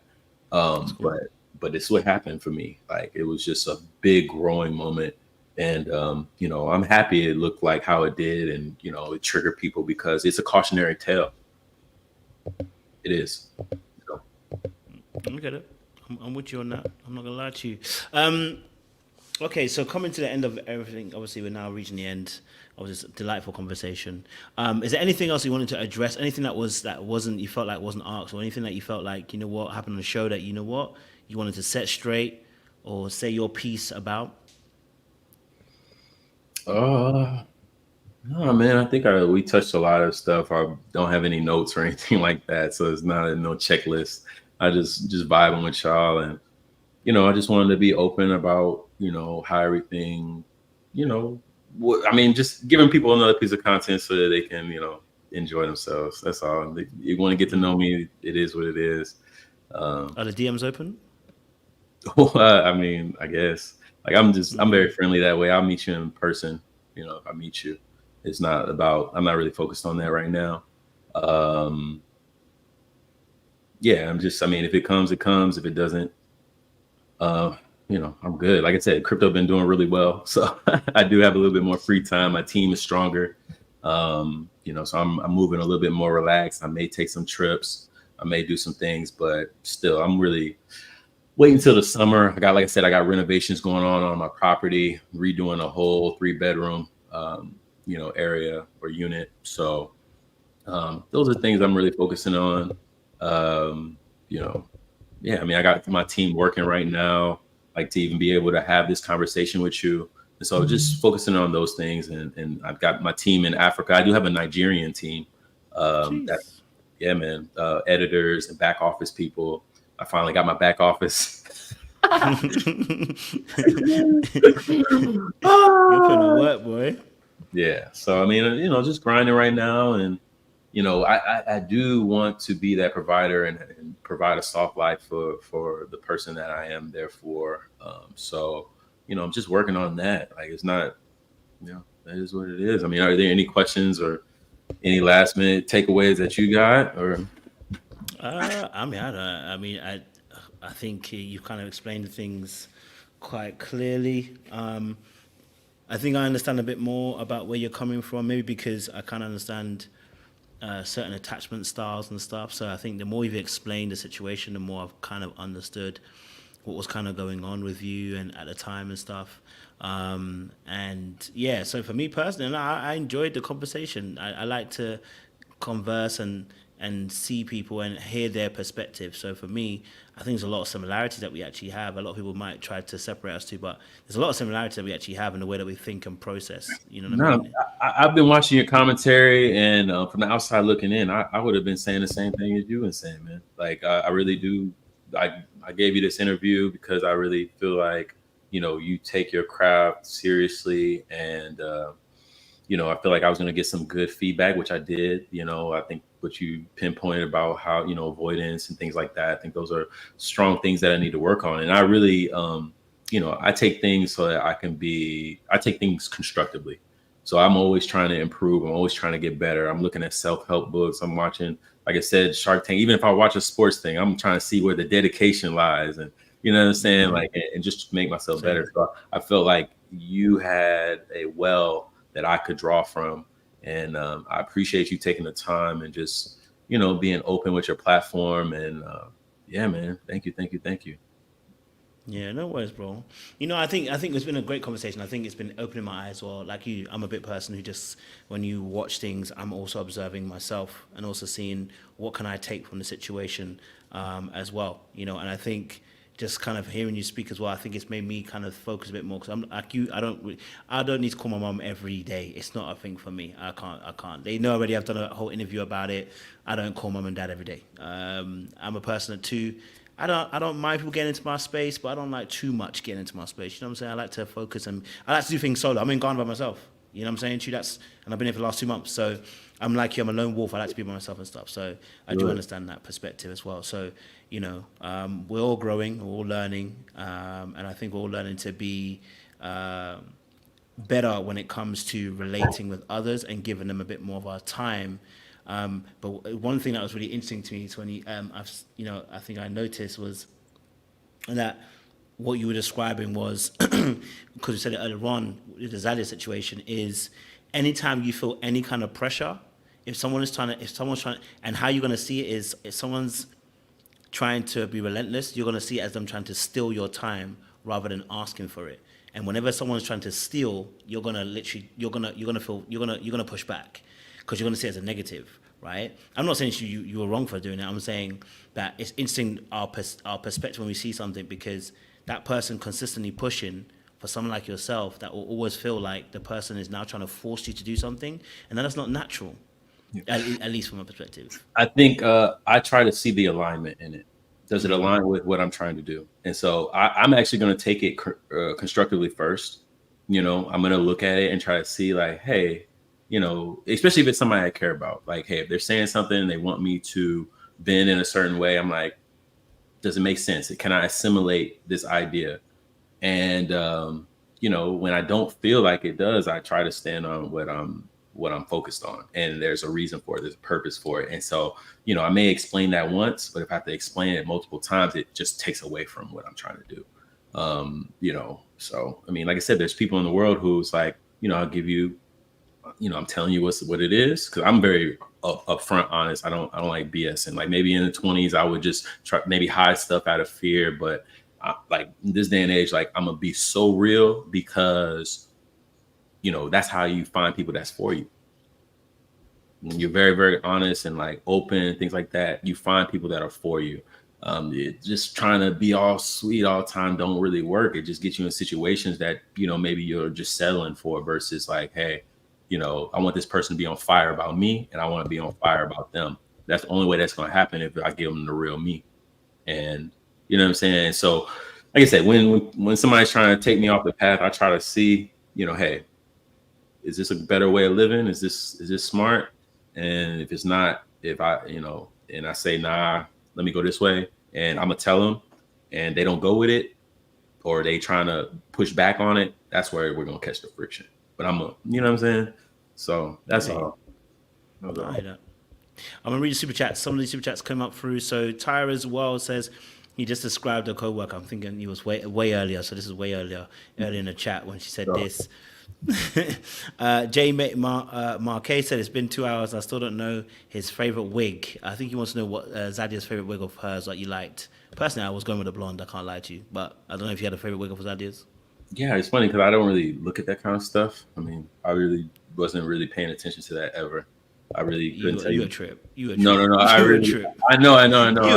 I'll tell you. Pay attention. Mine was the bob, because she asked me this personally, and I said, okay, I don't really know, and I had to think about it. But like the bob on the reunion, I did like a lot, and just the bob in general. I like simple things, straight things. When it's all wild and crazy, it's like, okay, I'm a level 1 person, so yeah, we here to perform. We here to perform. We're here for glamour. And I really love simple looks. I don't like all the makeup.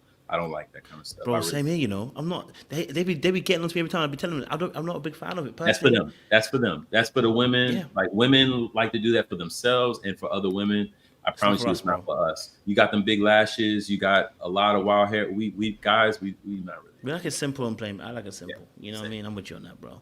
Yeah. Someone says Zadia said, I know I've seen that chain somewhere before. It's meant to be funny. I guess your TSC chain. Dr. Nish said, I wonder if most DAs are also INFJ or Enneagram 5. So most dismissive avoidance, whether they are INFJ, which is actually one of the 16 personality types. I don't know if you've ever seen that before.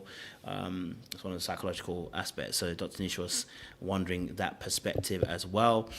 Seaways World says, the crazy part is pick me's in the comments will watch the whole interview and still slide in this man's DMs. He won't be into y'all either, apparently. So apparently you won't be into them either, bro.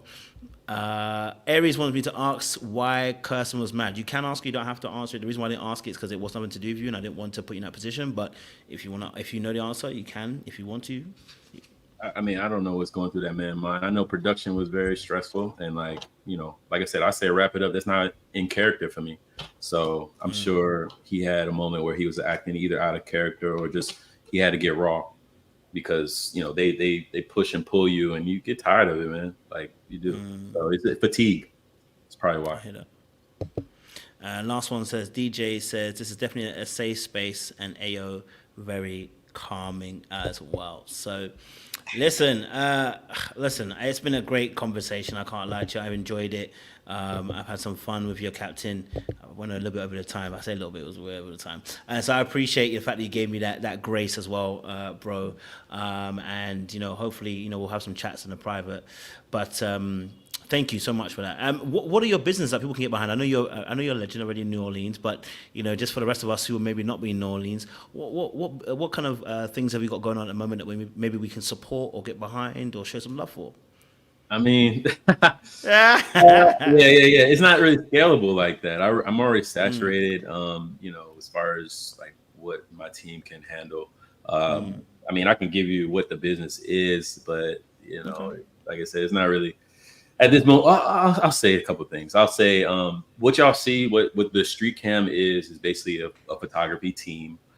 We have multiple photographers, multiple editors. We have photo booth, 360 booths.